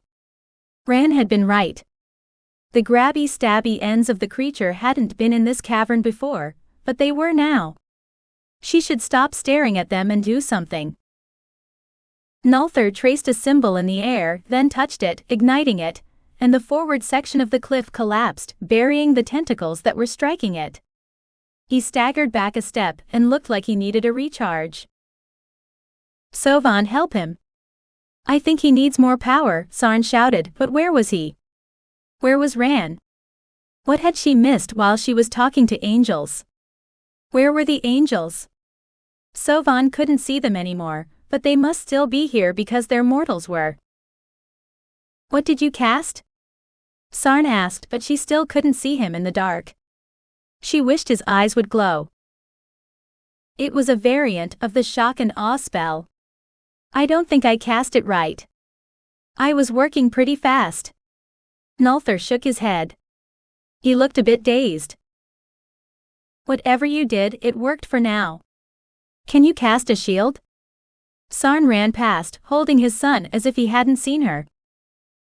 You mean a physical shield? Why would I? Nulthar stared at Sarn as if he'd asked a stupid question. They're expensive in terms of energy, and I don't have enough to spare for that. Besides, what do you think we have legs for? to dodge and run away, so I suggest we do that. It's madness to stay here. Sovvan agreed with him. Running sounded like a much better plan. Before she could say so, Sarn glanced at her, but she just shook her head.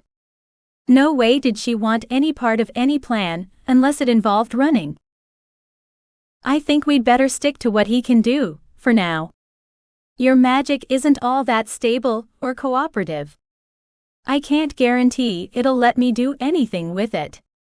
Sovvan pulled her heights-loving twin away from the edge and the oncoming tentacles. What about protective spells?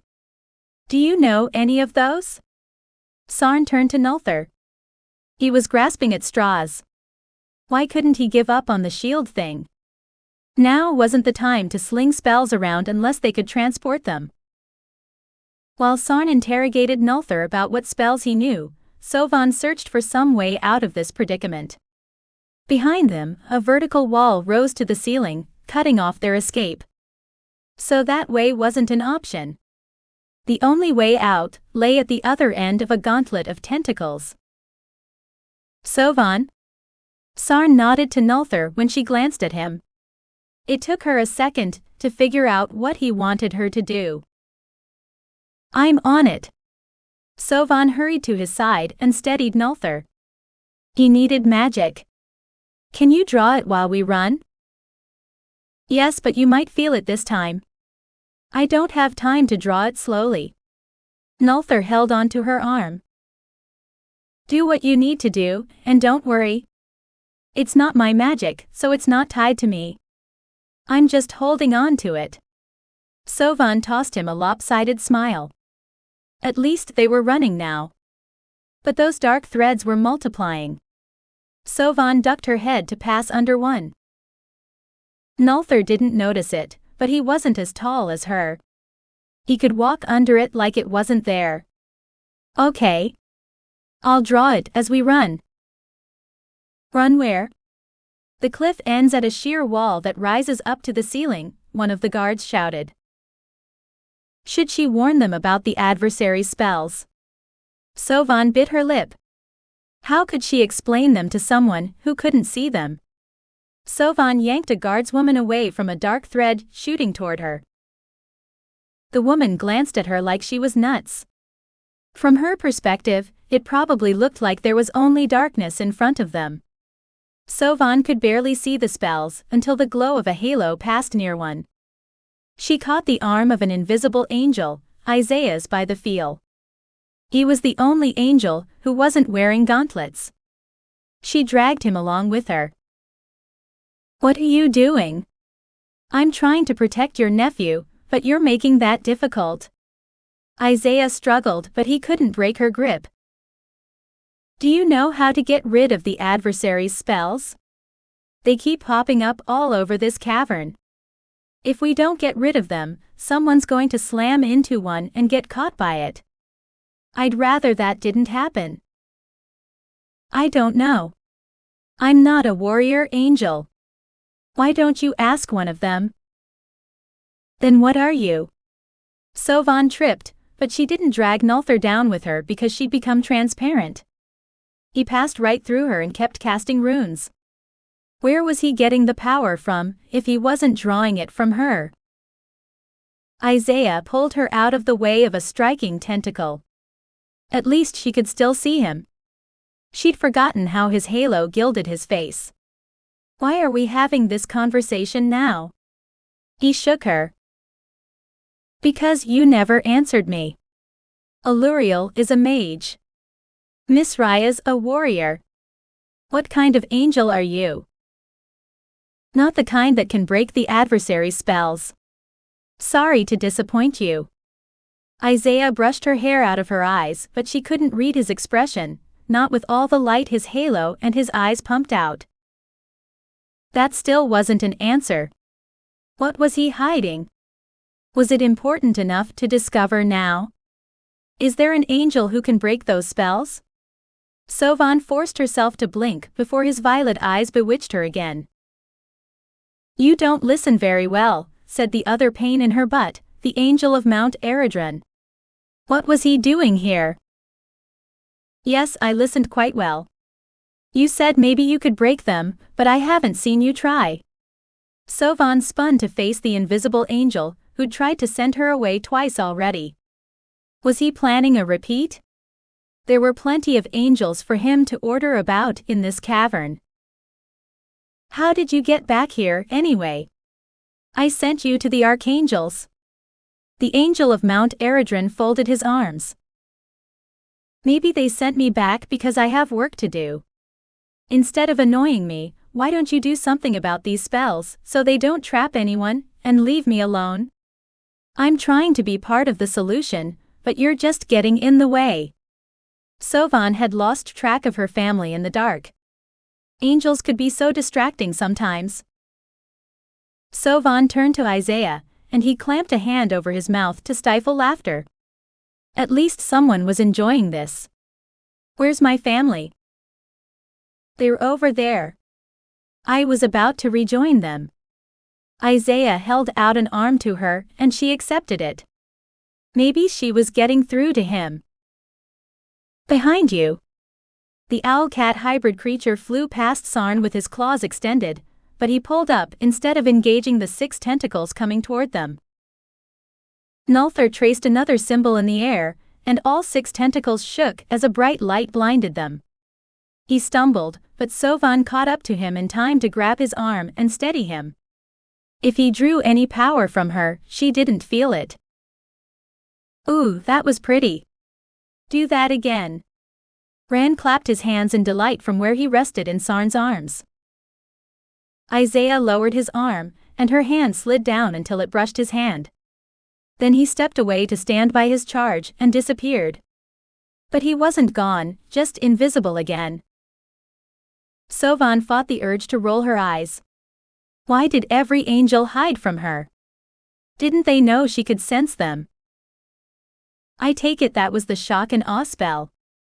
Sarn just had to point out the obvious. Nulthar nodded. I modified it a little, so it was more shock than anything else. You have got to teach me that. Sarn shifted his son higher in his grip as Sovvan nudged him aside. He didn't even glance at her. He probably hadn't even noticed the dark spell sliding past him. But the thread curved around her as if it couldn't pass through the space she occupied. Well, that was convenient. Maybe she could shield her family after all, just not how Sarn had imagined. Get your earth magic back and I will. Nulthar rubbed his brow. Is that a promise? Sarn hugged his son when Ran squirmed to keep her in view. Sovvan put a finger to her lips to signal for silence, and to stop the questions in his eyes from spilling out. Of course, Ran wanted to know what she was doing. The adults had forgotten all about her, but not him. Ran nodded and a faint smile played on his lips. He liked secrets. But this wasn't a secret. It was more like a test. When another spell thread dove toward them, Sovvan jumped in front of it, and it veered away just as she'd hoped. Now, she just had to figure out what about her caused the spells to deviate. Might it be that grace she'd used earlier to free those partygoers? It might be. She hadn't tried using it against those spells. Perhaps she ought to. Nulthar shook his head. Are you crazy? No, that's not a promise. It's an offer. Never promise anything to a mage. Promises are binding for magic users. Were they? Well, that explained a lot. Sovvan wished she'd paid more attention to their argument about magic earlier. Oh well. She'd had angels to frustrate, and that had been more important at the time. For all magic users? Sarn asked, dragging Sovvan back to the conversation, and something clicked in the back of her mind. Sovvan nearly skidded to a halt as she realized what those dark ropey spells must be. They were promises made to the devil. But how could they catch people? It took 2 to make a promise. Yeah, but it's more binding to users of certain types of magic than others.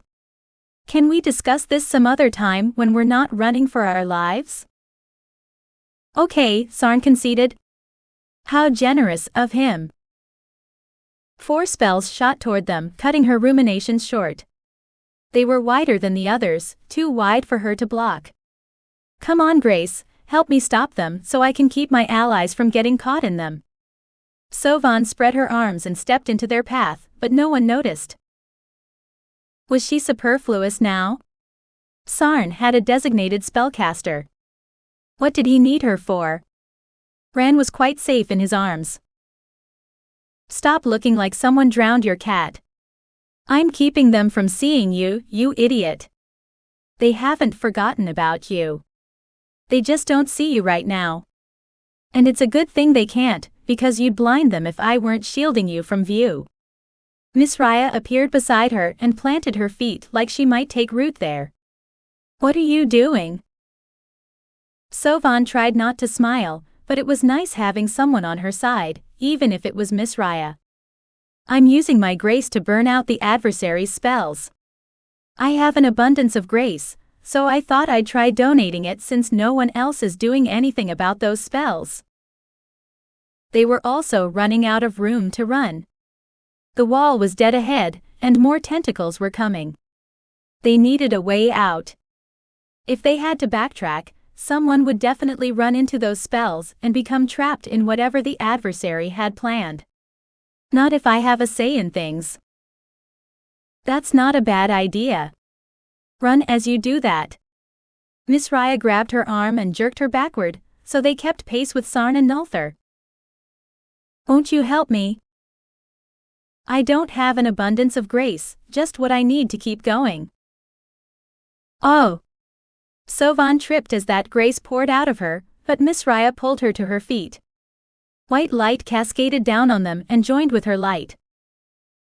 But I do. That's what makes me an angel of place, not a guardian angel. The angel of Mount Eredron finally showed himself, but there was too much light flowing out of him to see more than a silhouette.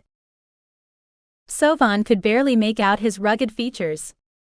She doubted she'd recognize him if she saw him again in a less blinding situation. Is it working? Sovvan couldn't see a damn thing except light. Too bad that light had no effect on the tentacles charging toward them. But she supposed Grace couldn't fight everything.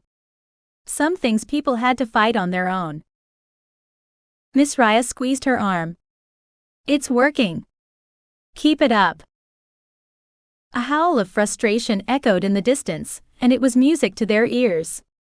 When the light died away, the devil's spells were gone, and the angel of the mountain was invisible again. But Miss Raya wasn't. She hugged her, and Isaiah gave her a thumbs up. For the first time since this crazy adventure had started, Sovvan felt like part of a team. She gave thanks for all of it, the good, the bad, and all the craziness in between. It was all worth it. She'd do it all again, 1,000 times over. Miss Raya smiled as she released her. You did it. It's a small victory, but you bought them time to find a more permanent solution. Can you blast a hole in that wall?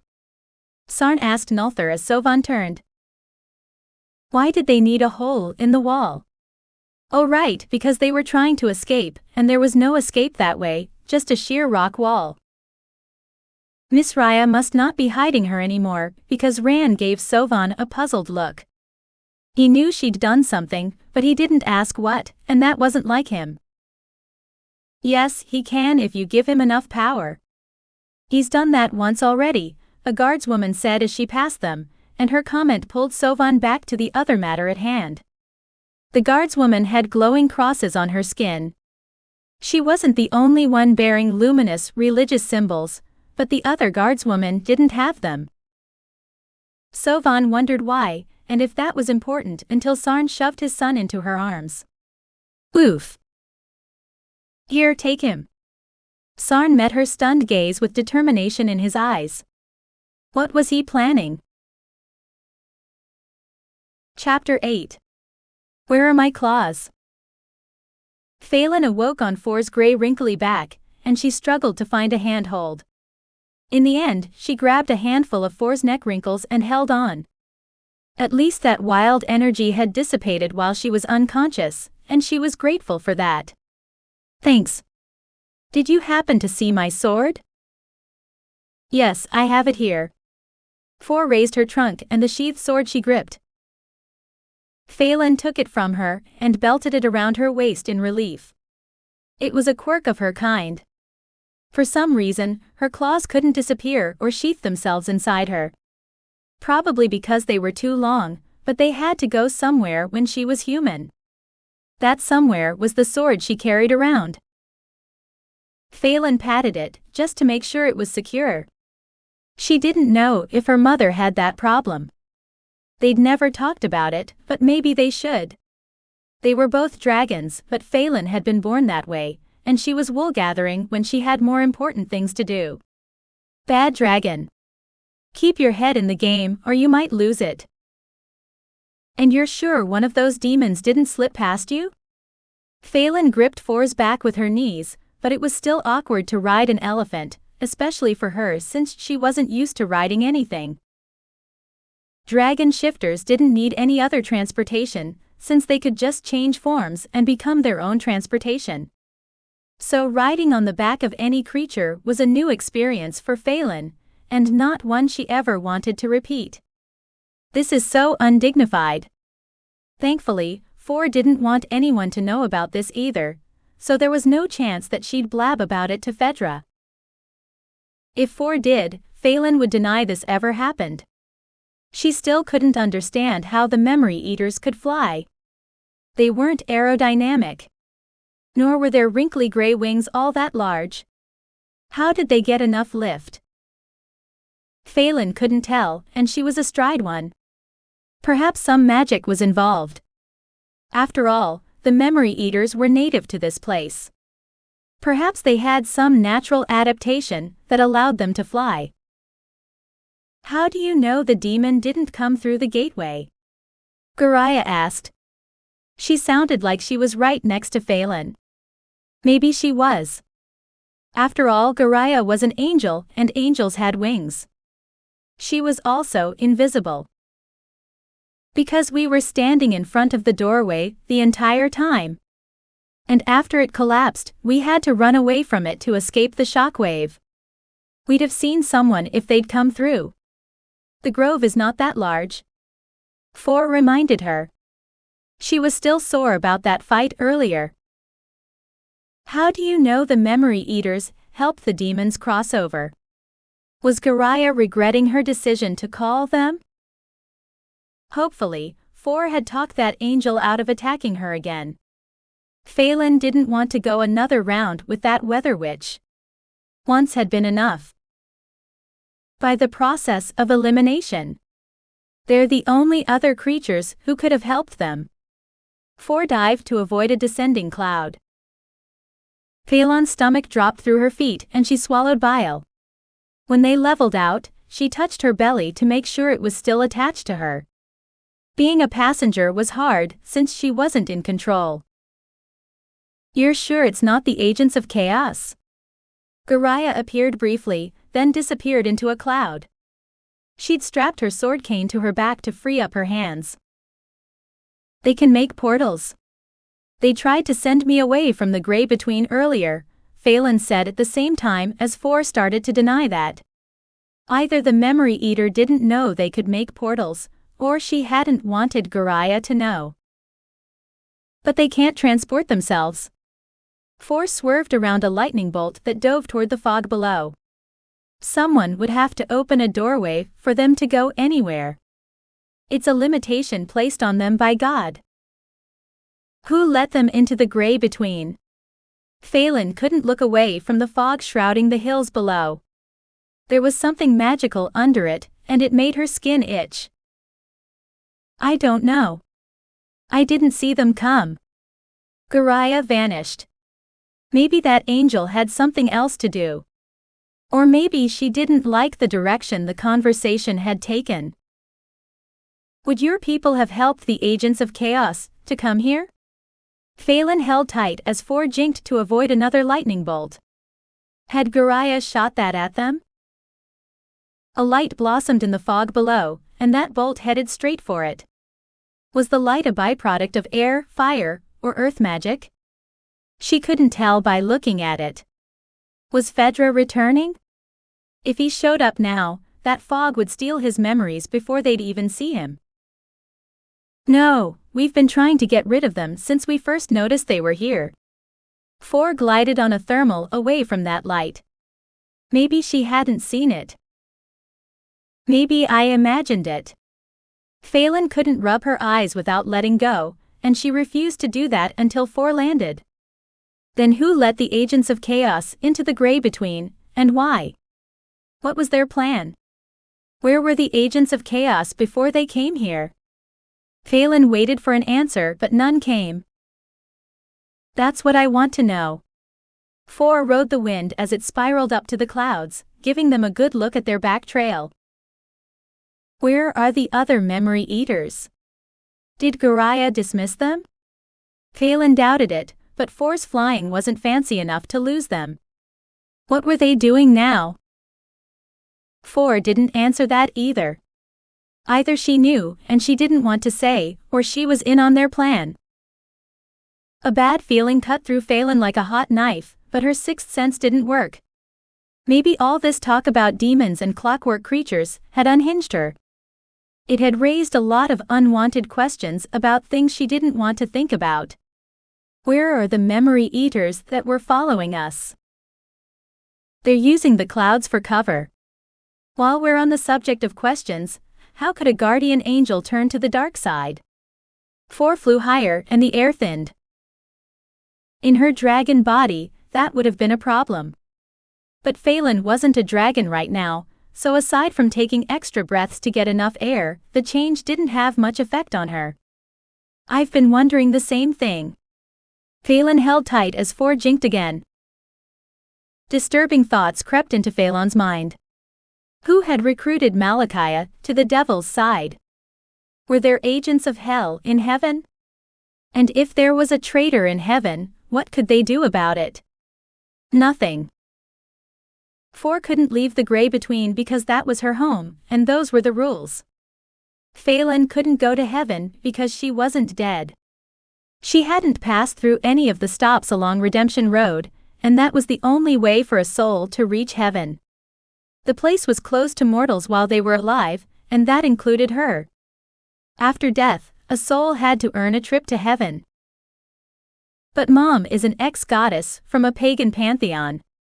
She could probably go to heaven and tell the archangels there's a traitor in their midst. Would they believe her?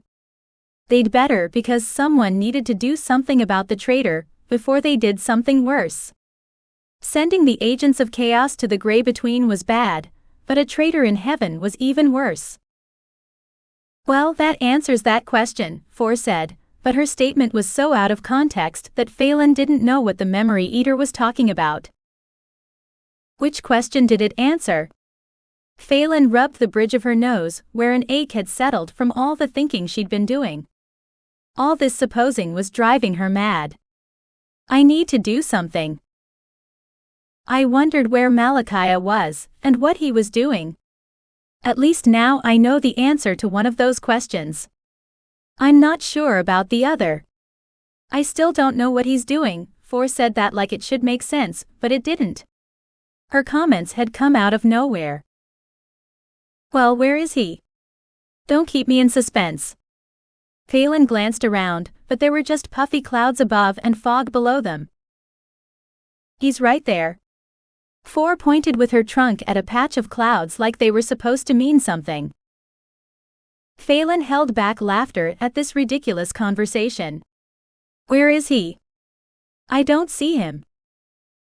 Look left. Do you see a dark streak followed by 3 shadows? 4 leveled out, so she could point at the object in question with her trunk. But Phelan just stared at an endless procession of clouds. No, I don't see it, but I'll take your word that he's over there. I thought dragons had sharp eyesight. 4 curled her trunk under her. They do, but I'm not a dragon right now. I'm human, and my sight is quite limited. That was another drawback of being a shifter. Her dragon form had many advantages that disappeared when she became human. Her eyesight was only one of those trade-offs.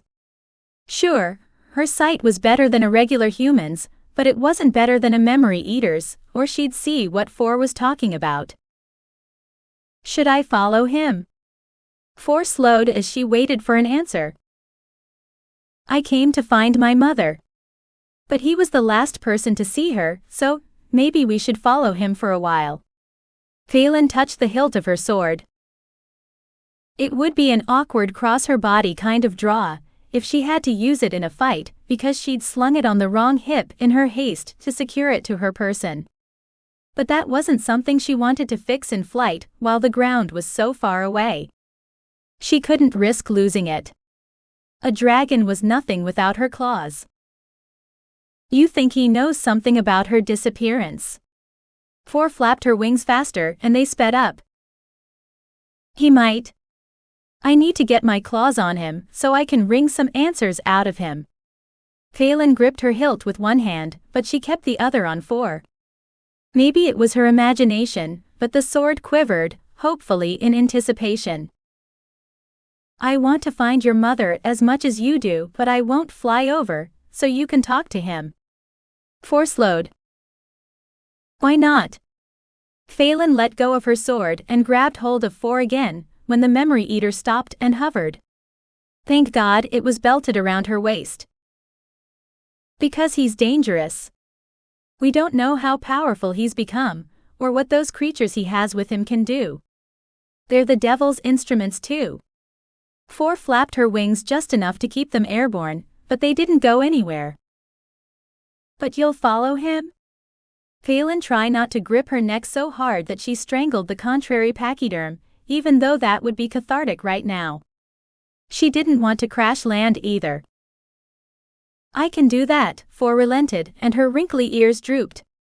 But we'll follow at a distance, so he doesn't see us. That's fine. Just tell me what he's doing right now. Phelan glanced at the ground far below. Could she survive a fall from this height? Probably, but she'd be out of action while she healed, and that could be a problem, since she couldn't get a recharge until she found Mom. He's not doing anything that I can see, other than hovering far above the ground with his 3 captives in tow. At least 4 had resumed flying for now. He's doing more than that, Gariah said, but she didn't appear. Oh yeah? Then why don't you fly over there and challenge him? Phelan gripped the wrinkles around Four's neck when her ride jinked to avoid the condensation sinking into the clouds. It reminded Phelan of the memory-eating fog at ground level. What's that strange glow on the horizon? Four pointed at it with her trunk, as Malachiah flew toward it with his 3 cohorts in tow. I don't know, but we should find out. It wasn't here before. Phelan held tight as Four turned to intercept it. I hope that's you, Mom. It could be. Mom was a fire goddess, and she wasn't subtle at all. Chapter 9. I'm not saving you. So we're just ignoring the agents of chaos? Her dragon glanced at them over her shoulder. Yes, that's the plan unless they become a nuisance. Faye should grab Queen Shayari and drag her back to the Queen of all Trees like she'd promised, but she still hadn't found those seals yet. If the agents of chaos wanted her to leave, then she should stick around for a while and not just because she liked to be contrary. I'll keep an eye on them. Her dragon sat on her shoulder and faced the agents of chaos. You can handle things without me. The miniature dragon clicked her claws together and cast an illusion over herself. It's time for me to become an invisible spectator again. Why bother? They both know I'm a dragon. Faye slid down another gray dusty hill.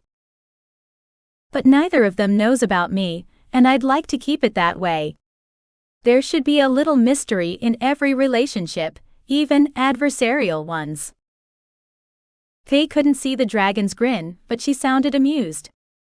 Maybe the little creature was right. No one knew she had absorbed a dragon's spirit and personality, or that she'd accidentally merged with one. And they wouldn't discover that now either.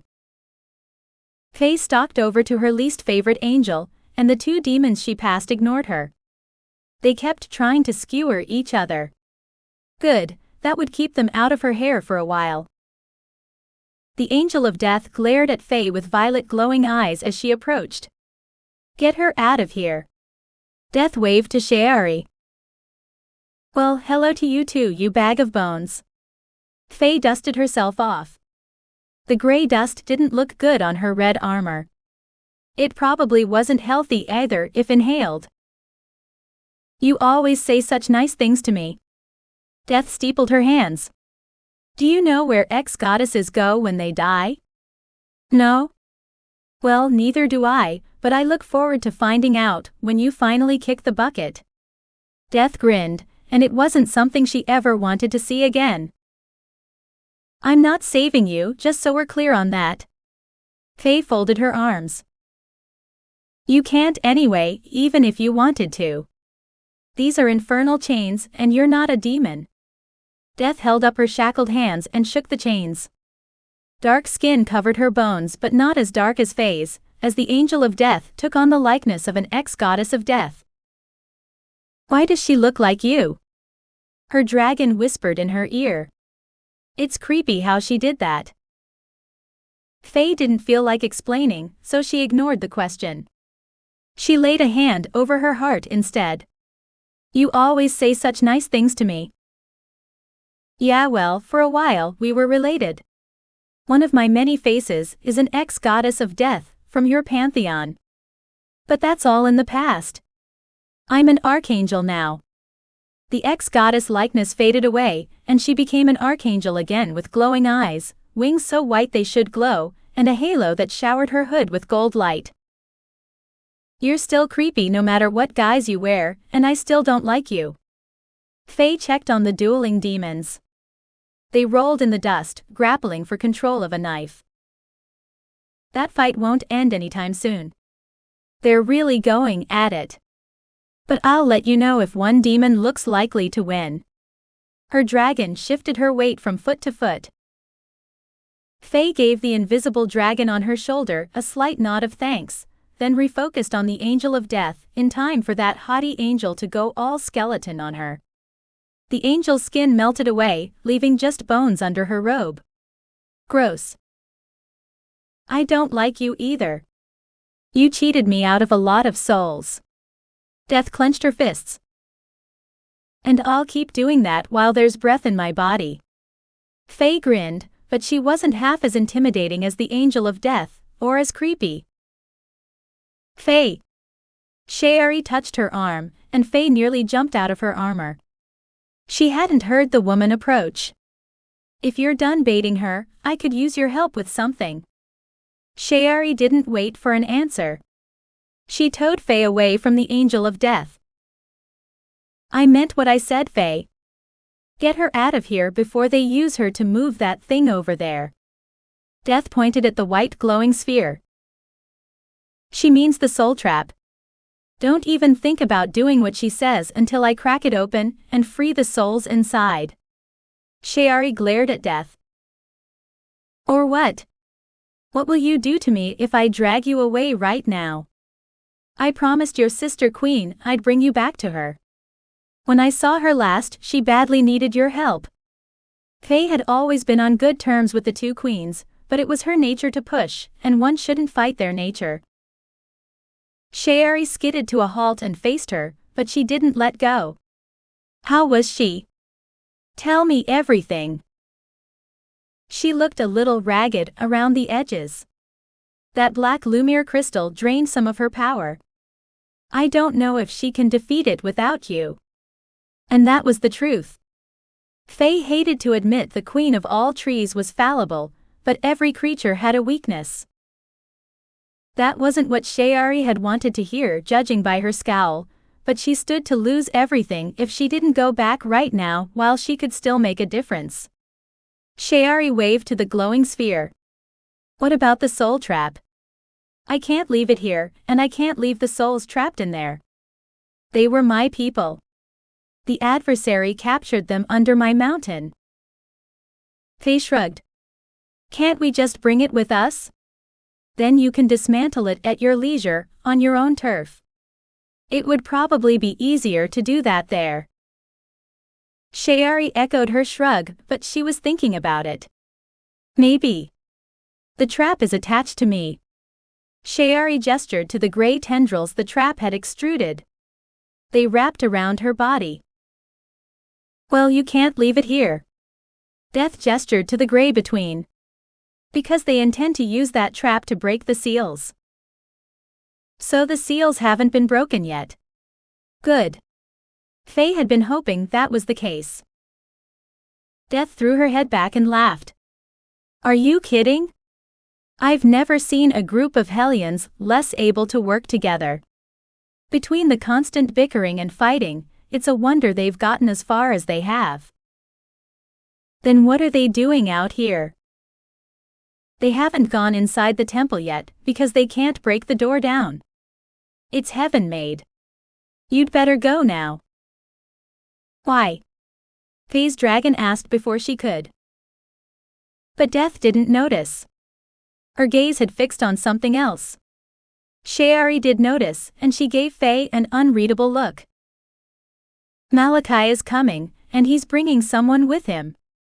Death finally pointed at 4 gray shapes, floating over the gray between. How can you tell it's him? Faye squinted at the silhouette in question, then shook her head. She couldn't see any more details than that. I can sense it, you fool. The beings with him died recently, but I didn't collect them. The devil did. Since I didn't take their souls, there's still a residual trace of them. Death opened and closed her skeletal hands, but she couldn't take those souls, not while she was bound by infernal chains. Oh, that was a hard reason to refute. Faye gazed at those figures in the sky, but they didn't clarify. I see him. Malachi is definitely with them, but I don't know what those other 3 creatures are. Her dragon watched them from where she perched on Faye's shoulder behind a glamour. And look who's going to join them. Her dragon pointed at the agents of chaos as their swarm flew toward the figures in the sky. Wouldn't he have snapped the link? That seems like an obvious step to me. Shayari stalked toward the soul trap. Behind her, Death shrugged. Maybe he didn't know he had to snap that link. There's another creature over by the door, but he's not interested in helping them any more than I am. Death waved toward the opposite side of the temple. That must be where the main doors were. Will you get her out of here? They can't make me break down the doors, but they could make her. Death glared at Shayari. But the queen twined her hands in the gray tendrils extruding from the soul trap. I don't have that kind of power. Oh really? Those doors are made out of enchanted wood, and you're a queen of an enchanted forest. For all I know, they could have made those doors from one of your trees. Death rattled her chains. That sounds logical to me. But Faye had promised to return Shayari to her sister queen, and that promise meant a lot to her. The queen of all trees had long been an ally, and she didn't want that beautiful tree to perish if there was a way to save her.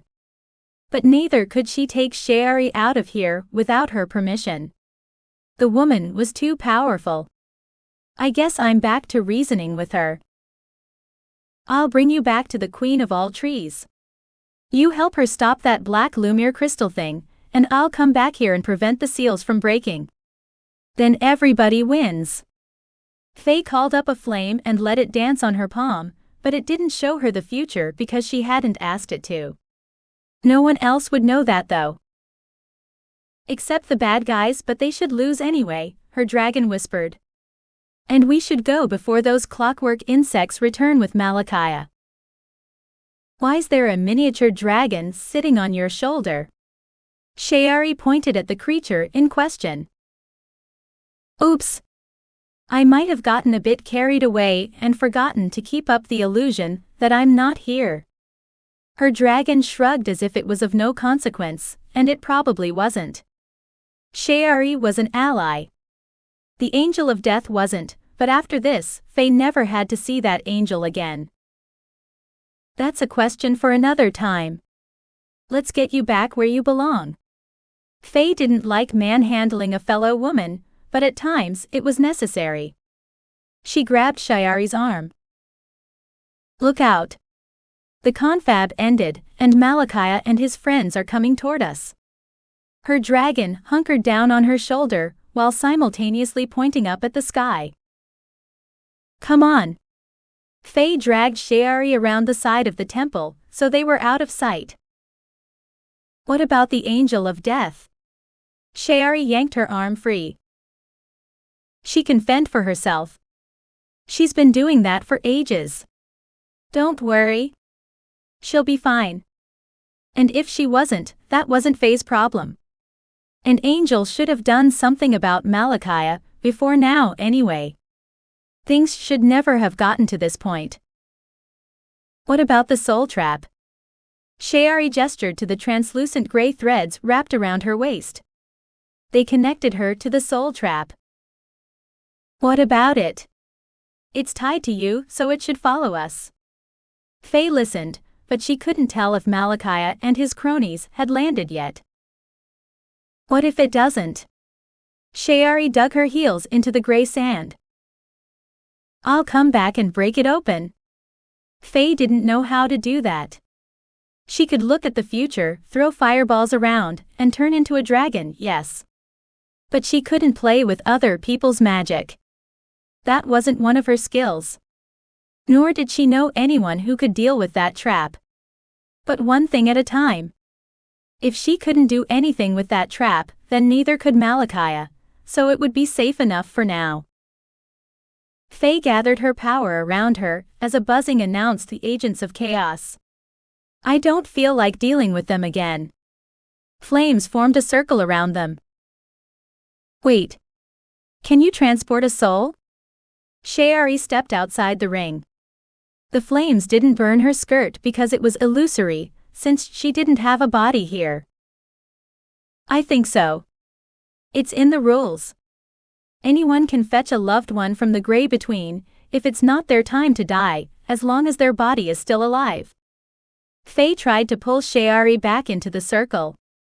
But the woman was a lot taller and stronger than her, and Faye couldn't call on her dragon's strength because her dragon clung to her shoulder, watching the drama play out. True, but most people don't physically come here to do that. They lead their loved ones back through prayer and meditation.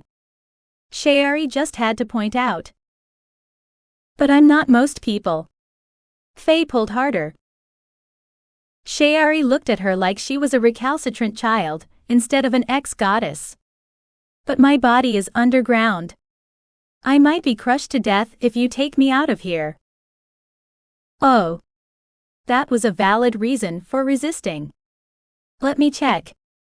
Hold on a sec. Faye scooped up a handful of fire from her transportation spell and nodded. Just what I thought.